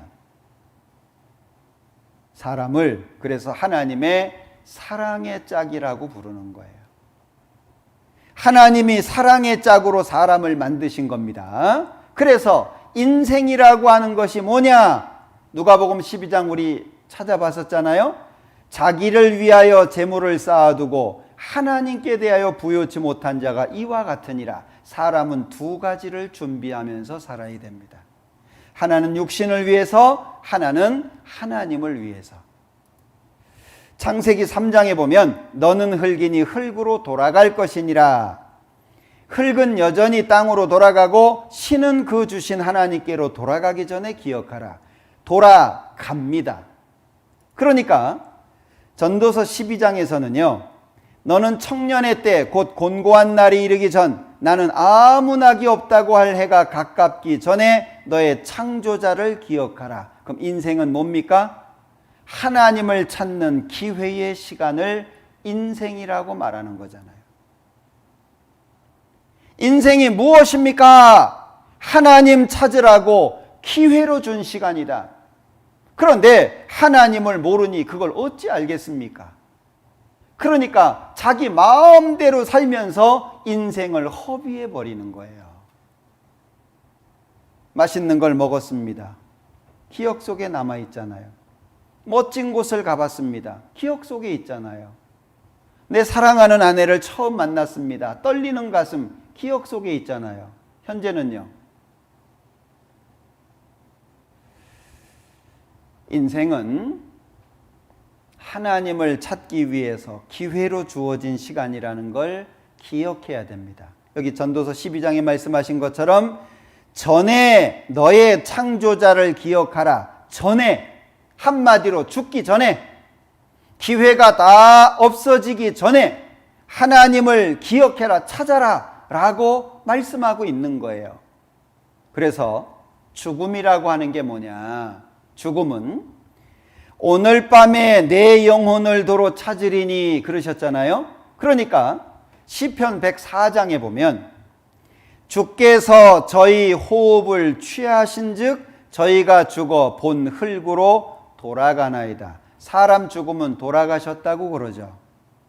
돌아가셨다라고 하는 말이 끝났다는 말인가요? 많은 사람들은 죽으면 끝이라고 말을 합니다. 확인해 보셨습니까? 어떤 분한테요, 천국이 있습니다. 그러면은요, 가봤수? 가봤냐는 거예요. 죽으면 끝입니다. 오, 맞아. 좀 이상하지 않습니까? 천국이 있다는 말에 가봤냐고 묻는다면 죽으면 끝이라는 말에는 뭐라고 답해야 될까요? 죽어봤냐라고 물어야 될 거 아니에요. 사람은 기본적으로 하나님과 가깝지 않다는 거예요. 하나님하고 자꾸 멀어지려고 하는 게 사람 속에 있는 겁니다. 여기 시편 104장에 주께서 저희 호흡을 취하신 즉 이게 뭐예요? 숨을 거두셨다는 말이잖아요. 응? 자, 주께서 저희 호흡을 취하신 즉 우리 사람이 죽었을 때 숨을 거두셨다 이렇게 표현하죠. 거두셨다 이것이 타동사입니다. 자기가 한 게 아니고 하나님이 하신 거예요. 그러니까 호흡이라고 하는 것이 숨, 들숨, 날숨 그러잖아요. 그걸 한자로 표현하면 호흡입니다. 호흡. 어느 날 하나님께서 호흡을 가져가십니다. 그럼 죽는 거예요. 그러면 돌아가셨습니다 말하는 거예요. 돌아가셨다는 말은 있는 위치가 바뀌었다는 말입니다. 끝났다는 얘기가 아닙니다. 여러분들 지금 이 집회가 진행되고 있는데 이 집회 끝나면 자기 집으로 돌아갈 분들도 계시잖아요. 돌아가는 거예요. 끝나는 게 아닙니다. 있는 위치가 바뀌는 거예요. 그러니까 죽음이라고 하는 게 뭐냐? 하나님이 정해 놓은 거다. 하나님이 결정해 놓으신 거예요. 문제는 죽는 것으로 끝나는 게 아니고 그 후에는 심판이 있다고 말씀합니다. 하나님이 결정해 놓으신 두 가지, 죽는 것, 심판받는 것. 그러니 죽기 전에 하나님 찾아야 되는 이유죠. 죽음이 뭐냐? 영이 육체와 분리되는 거예요. 이런 기회가 없어요. 하나님을 찾을 수 있는 기회가 없어요. 천국 갈 수 있는 기회가 없습니다. 결국에 죽기 전에 기회가 다 지나가기 전에 하나님을 만나야 되는 거예요. 하나님은 그래서 우리에게 권하고 계시는 겁니다. 돌아가기 전에, 죽기 전에, 기회가 다 없어지기 전에. 그래서 전도서 11장에 보면 청년이여 내 어린 때를 즐거워하며 내 청년의 날을 마음에 기뻐하여 마음에 원하는 길과 내 눈이 보는 대로 쫓아 행하라. 그러나 하나님이 이 모든 일로 인하여 너를 심판하실 줄 알라. 무섭지 않습니까? 하나님 없다고 생각하고 마음대로 살려면 살아봐라. 그러나 심판이 있다는 거 알아라. 여러분들 확실한 것은 강하게 말할 수 있잖아요. 확실치 않은 것은 흐려지죠. 이거야 그랬다가 정말이야? 아 그런 것 같아. 누가 그랬어? 그랬다더라. 말이 바뀌잖아요. 그런데 확실한 것은 아무리 누가 물어도 확실하게 말할 수 있는 거예요. 하나님이 말씀합니다. 네 눈에 안 보인다고 하나님이 없는 줄 아냐? 악한 일의 징벌이 속히 실행되지 않으므로 인생들이 악을 행하기에 마음이 담대하다. 하나님 없다고? 그러면 네 마음대로 살아봐라. 마음에 원하는 대로, 눈이 보는 대로 마음대로 살아봐라. 그러나 이 모든 일로 인해서 심판이 있다는 것은 기억해라. 사람이 왜 죄를 지으면 두근두근 거릴까요? 보고 계시는 분이 있다는 걸 아는 거예요. 내 양심은 내가 뭔가 잘못했다라고 하는 걸 알려줍니다. 심판이 있다는 걸 알려줍니다. 하나님이 계시다는 걸 알려줍니다. 그러니까 두근두근 되는 거예요. 죄를 내다 버리고 싶어도 생각지 않은 시간에 죄가 떠오릅니다. 의도적인 게 아닌데 과거에 지었던 죄가 떠오릅니다. 죄는 안 없어집니다. 왜? 죄의 삭은 사망이라고 말씀하셨기 때문에 그래요. 여기 10절에 그런즉 근심으로 내 마음에서 떠나게 하며 악으로 내 몸에서 물러가게 하라. 어린 때와 청년의 때가 다 헛되도다. 인생을 좀 살아보신 분들은 공감하시죠? 젊으신 분들은 젊으니까 지금 한참 젊을 때를 누리니까 공감이 잘 안 될지 모르겠습니다만은 인생 좀 살아보신 분들 어때요? 공감하시죠? 어릴 때 있었잖아요. 청년 때 있었잖아요. 금방 지나가죠. 어릴 때와 청년의 때가 다 헛되다고 말씀합니다. 여러분들, 우린 하나님을 찾아야 됩니다. 진정한 행복을 위해서, 그리고 내가 천국 가는 문제뿐만이 아니라 남은 생에 정말 행복한 가운데 살아야 될 거 아니에요. 죽어서 천국 가는 것만 있는 문제가 아닙니다. 내 남은 생에는 어떻게 사실 거예요? 정말 암울한 시대 아닙니까? 지금 질병으로 인해서 너무 고통스러워하고 있는데 수많은 사람들이 200만 이상이 죽었습니다. 정말 많은 사람들이 지금도 죽어가고 있잖아요. 뭔가 희망이 있습니까? 뭔가 기대할 게 있습니까? 뭔가 바라볼 게 있습니까? 우리가 바라볼 수 있는 건 하나님입니다.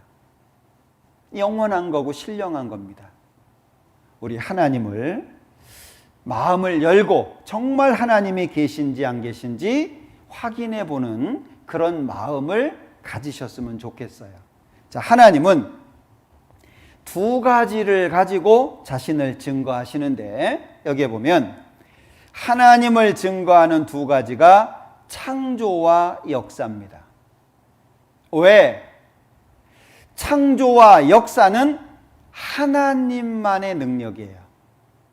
어떤 종교 경전에 창조와 관련되어 있는, 역사와 관련되어 있는 내용이 있습니까? 오직 하나님만이 하실 수 있는 거예요. 그러니까 하나님은 이 두 가지를 가지고 자신을 증거하시는데, 로마서 1장에 보면 이는 하나님을 알만한 것이 저희 속에 보임이라. 알만한 것, 하나님 형상을 닮은 영을 말합니다. 사람은 본능적으로 하나님을 아는 거예요. 그래서 신들을 만들어내는 거예요. 사람들이 종교라고 말하잖아요. 이 종교라고 하는 것이 뭐냐 하면, 한마디로 종교라고 하는 것은 종교심에서 오는 겁니다. 종교심, 마음으로부터 출발하는 거예요. 짐승의 세계에는 종교가 없잖아요. 왜? 마음이 없어요. 그런데 사람은 찾아요. 신을 찾습니다. 이것이 신인가 저것이 신인가, 해를 보면 저것이 신인가, 달을 보면 바다에는 용왕이라는 신이 있을 것 같고 산에는 산신이 있을 것 같고 신을 찾아요. 그게 뭐예요? 종교는 사람이 신을 찾는 노력을 종교라고 표현하는 거예요. 태양이 신인가 이것이 신인가, 아유 이것도 아닌가벼, 저것 찾아보고 저것도 아닌가벼 또 찾아보고, 그러니까 신이 많을 수밖에 없는 거예요. 기독교는 종교가 아닙니다. 왜냐하면 종교는 사람 쪽에서 신을 찾아가는 것이지만 기독교는 하나님께서 성경을 통해서 사람에게 찾아오신 거예요. 여러분들 어린아이 어렸을 때 집이 너무 어려워가지고 남의 집에 맡겼어요. 옛날 그런 일 많았죠. 아이가 성장을 했어요. 근데 아이 스스로 부모를 어떻게 찾아요? 우리 가끔 외국에서 오잖아요. 부모 찾겠다고. 못 찾고 돌아가는 경우도 있죠. 근데 만약에 부모가 찾는다면 쉽잖아요. 야, 너 엉덩이에 이런 점이 있지, 등에 이런 상처 있지, 머리에 이렇게 있지, 찾아갈 수 있잖아요. 그러니까 종교를 통해서는 결코 하나님을 만날 수가 없는 거예요. 하나님을 만나려면 하나님께서 성경을 통해서 사람을 찾아오셨기 때문에 성경을 반드시 배워야 되는 겁니다. 그래서 성경을 배워봅시다 라고 부탁을 드린 거예요. 참된 하나님을 만나기 위해서는 성경이 필요한데 그 성경에 사람 속에 하나님을 알만한 것이 있다, 영이 있다고 말씀합니다. 그런가 하면 창세로부터 그의 보이지 아니하는 것들 곧 그의 영원하신 능력과 신성이 그 만드신 만물에 분명히 보여 알게 되나니 그러므로 저희가 핑계치 못할지니라. 자, 핑계 못한다. 하나님이 만드신 만물에 분명히 보여서 알게 되니까 핑계 못한다. 자, 이 한번 보시죠. 이 아름다운 자연의 다양한 색깔들, 이 색을 사람의 눈만 정상적으로 구분한다는 거 아십니까? 참 신기하죠.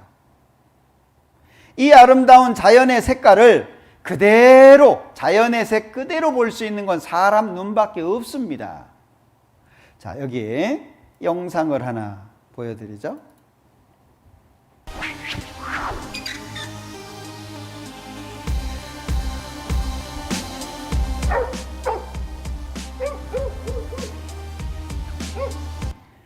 자, 왼쪽에 있는 것은 사람 눈으로 보여지는 색깔입니다. 오른쪽에 있는 건 개의 눈으로 보여지는 색깔이죠. 색을 구분하는 겁니다.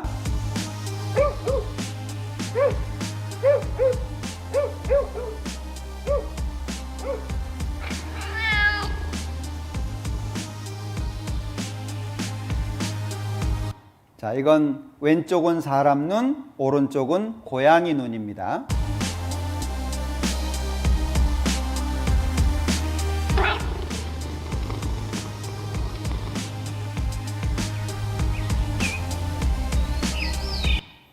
자, 왼쪽은 사람 눈, 오른쪽은 새, 날아다니는 새의 눈입니다.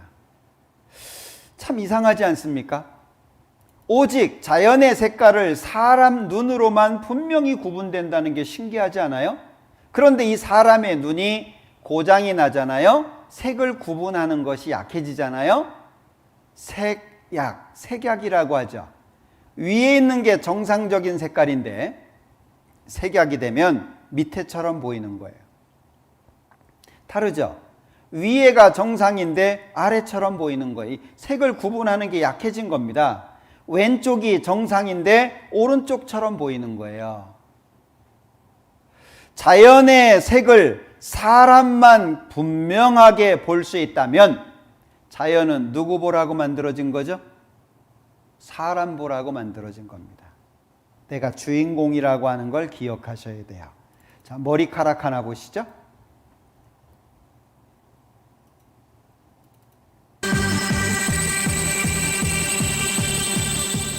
이것은 머리카락의 구성 화면입니다.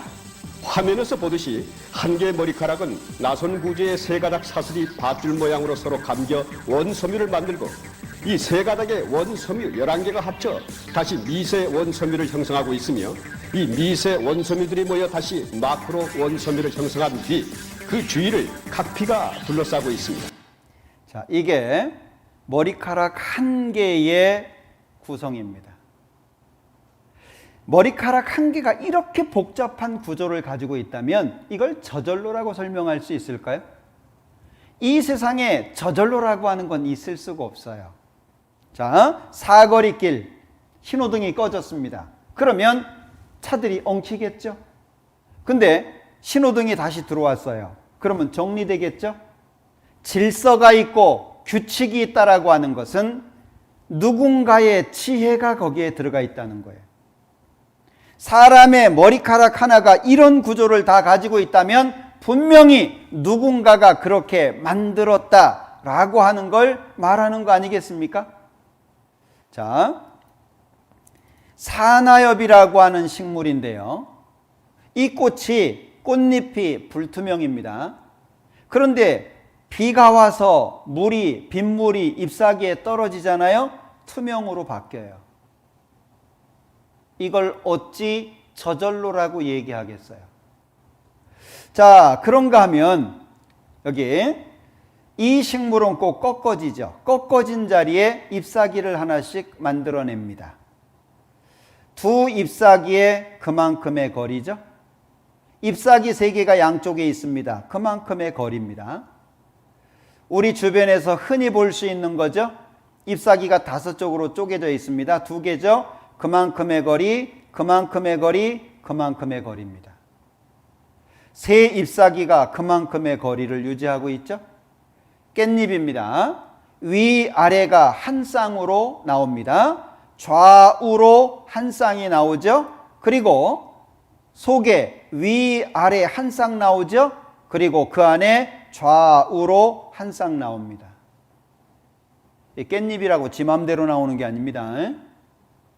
질서가 있고 규칙이 있는 거예요. 그렇다면 누군가가 그것을 그렇게 만들어 놨다는 이야기잖아요. 결코 저절로라고 하나님은 말씀하지 않습니다. 하나님께서 만드신 만물을 통해서 하나님의 영원하신 능력과 신성이 나타난다라고 말씀하고 있는 거예요. 자, 창세기 1장에 보면 하나님이 만물을 창조하실 때 종류대로 창조하셨다 이렇게 말씀하고 있는데 왜 그 모양이죠? 다? 그 모양에서 그 모양이 나오잖아요. 그 모양에서 그 모양이 나오잖아요. 종류대로입니다. 자, 호랑이니까 새끼도 똑같이 나오죠? 얘들 뭐 잘못해서 혼나는 것 같기는 한데 사자니까 새끼도 사자예요. 똑같잖아요. 예? 그 모양에서 그 모양이 나오는 겁니다. 자, 기린과 새끼가 똑같잖아요. 저절로라고 하는 건 있을 수가 없는 겁니다. 자, 왜 그러냐 하면 이 1953년도에 노벨상을 탄 사람이 이 사람들인데요.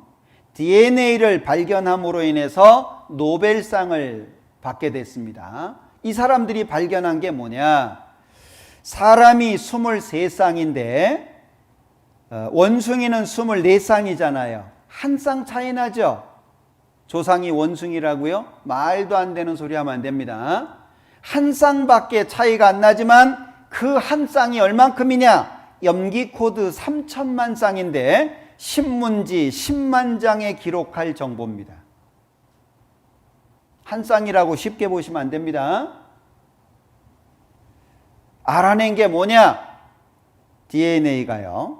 자, 이게 DNA라고 하는 것은 모양이 바뀌어지는 게 아니고 자기하고 똑같은 걸 그대로 복제한다는 걸 발견한 거예요.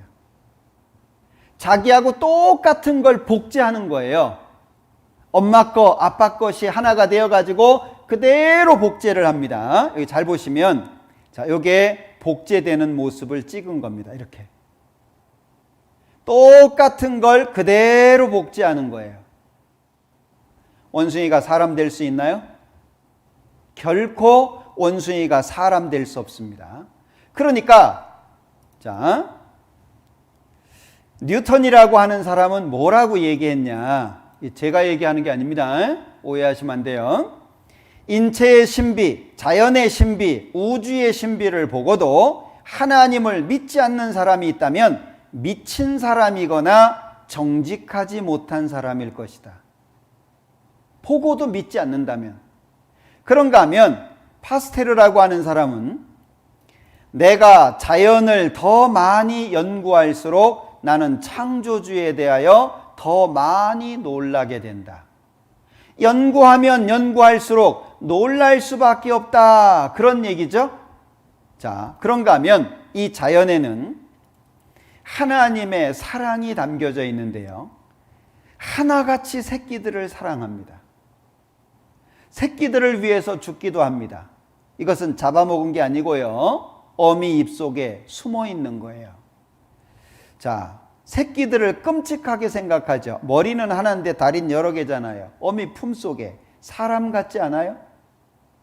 그런데 이 자연 속에 하나같이 새끼를 사랑하잖아요. 최고의 것이 사람입니다.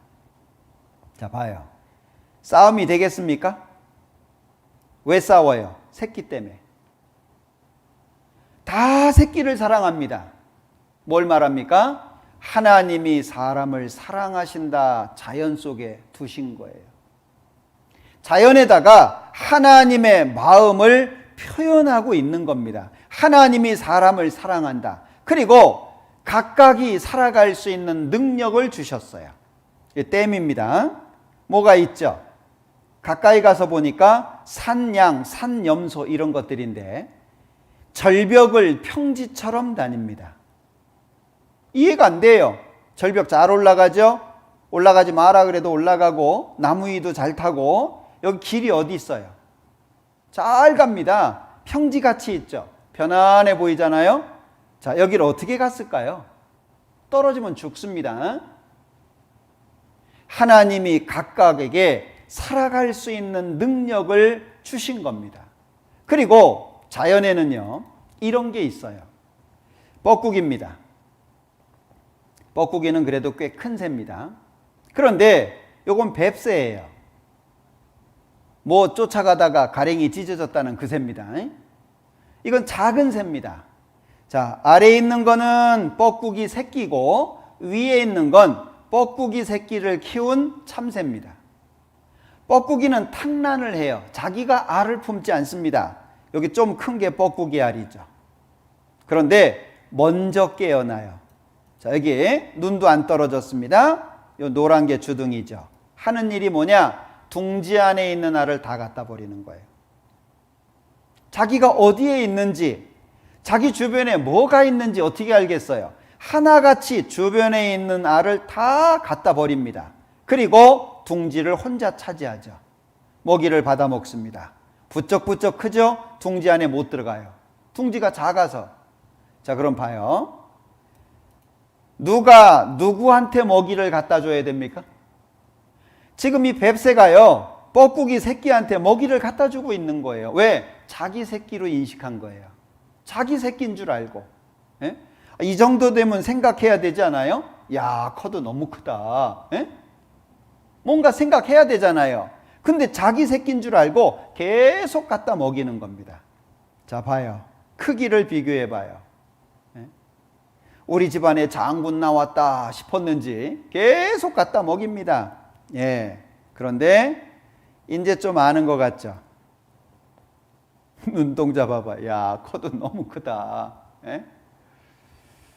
자, 이 알에서 깨어나는 새들은요, 알에서 깨어나서 처음 보는 대상을 어미로 인식을 한다 그래요. 그런데 이 뻐꾸기는 예외입니다. 뻐꾸기 어미가 주변을 돌아요. 그리고 이 뻐꾸기 새끼가 날아갈 때쯤 되면 부릅니다. 그러면 이 뻐꾸기 새끼가 어미 따라서 날아가 버려요. 그러면 자, 이 어미새 무슨 수고한 겁니까? 잘 아시죠? 이 어미새는요, 헛수고한 거예요. 그렇게 힘들게 키웠어요. 자기가 낳은 알 다 죽었어요. 떨어져 가지고 깨지고 뭐 다 죽었어요. 그리고 자기 새끼인 줄 알았던 뻐꾸기 새끼가 어미 따라서 가버렸어요. 그럼 이 어미새는 했던 모든 것이 헛수고가 되잖아요. 여러분들 인생 한번 돌아봐 봐요. 열심히 살아오셨잖아요. 치열하게 살아오셨잖아요. 정말 어렵지만 악착같이 견뎠잖아요. 뭘 남기셨습니까? 오늘 한번 뒤돌아봐 봐요. 무엇을 남기셨습니까? 내가 살아온 만큼 앞으로 더 산다. 무엇을 남길까요? 어떤 걸 남길 수 있을까요? 여러분들 하나님을 발견하지 못하면 인생은 마치 이 어미새와 같습니다. 헛수고의 인생이 될 수 있다는 걸 기억하셔야 돼요. 사람은 하나님이 필요합니다. 여러분들 인생 왜 늙는 것이 서러울까요? 여러분들 어떤 화가가 그린 그림입니다. 무엇이 느껴지시나요? 희망, 소망, 활기, 생기 이런 거 느껴지십니까? 우린 이 길을 가고 있잖아요. 시간 차이일 뿐입니다. 어떤 사람은 앞서고 어떤 사람은 뒤서고 시간 차이일 뿐이에요. 누구나 가는 이 길을 갑니다. 그런데 그 끝이 무엇입니까? 하나님을 발견하지 못하면 인생 헛수고라고 하는 걸 기억하셔야 돼요. 자, 얼마나 아름답습니까? 세계를 주름잡았던 배우잖아요. 오드리 헵번이라고요. 그런데 이 배우는 자기의 외모에 만족을 못했다고 그러잖아요. 아무리 예쁘면 뭐합니까? 아무리 미소가 아름다우면 뭐합니까? 금방 이렇게 될 건데 막을 수 있습니까? 이건 피할 수 없는 길입니다. 인생 모두가 걸어가야 되는 그 길. 그래서 반드시 해결하지 않으면 안 되는 문제가 사람에게 있는 거예요. 그게 뭐냐? 하나님 만나는 겁니다. 하나님은 창조와 역사를 통해서 자신을 증거하고 있다라고 하는 걸 기억하셔야 돼요. 성경 강연에 그냥 간단하게 뭐 예수 믿으세요, 교회 나오세요, 그걸 말하는 게 아닙니다. 자, 이 사진 한번 보시죠.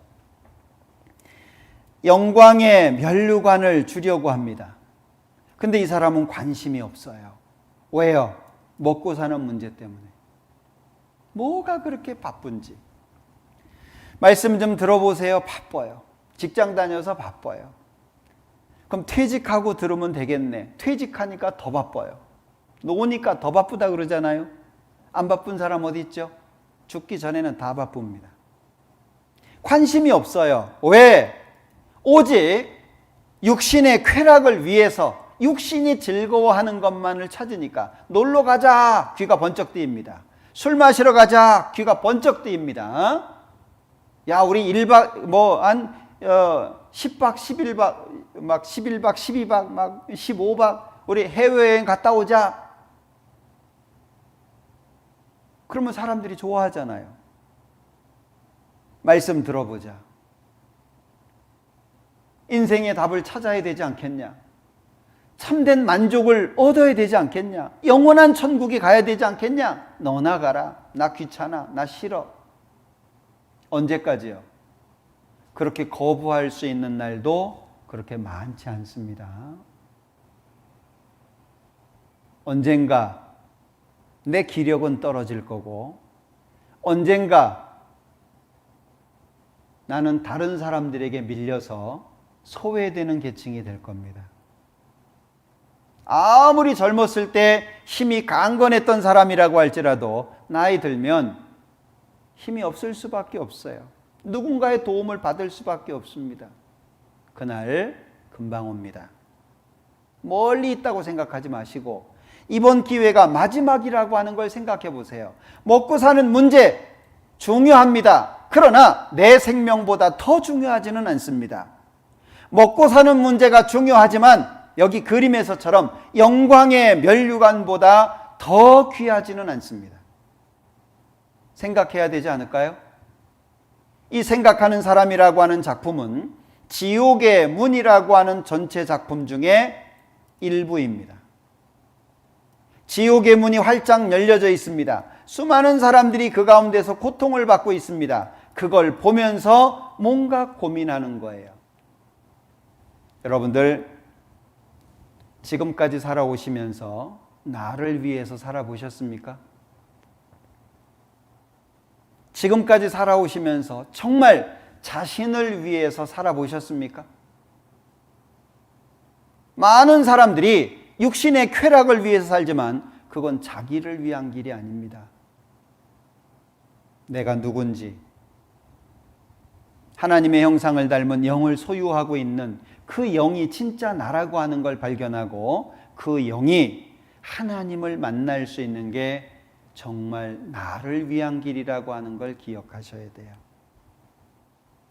이번 기회가 마지막일 수 있다는 걸 생각하셔야 됩니다.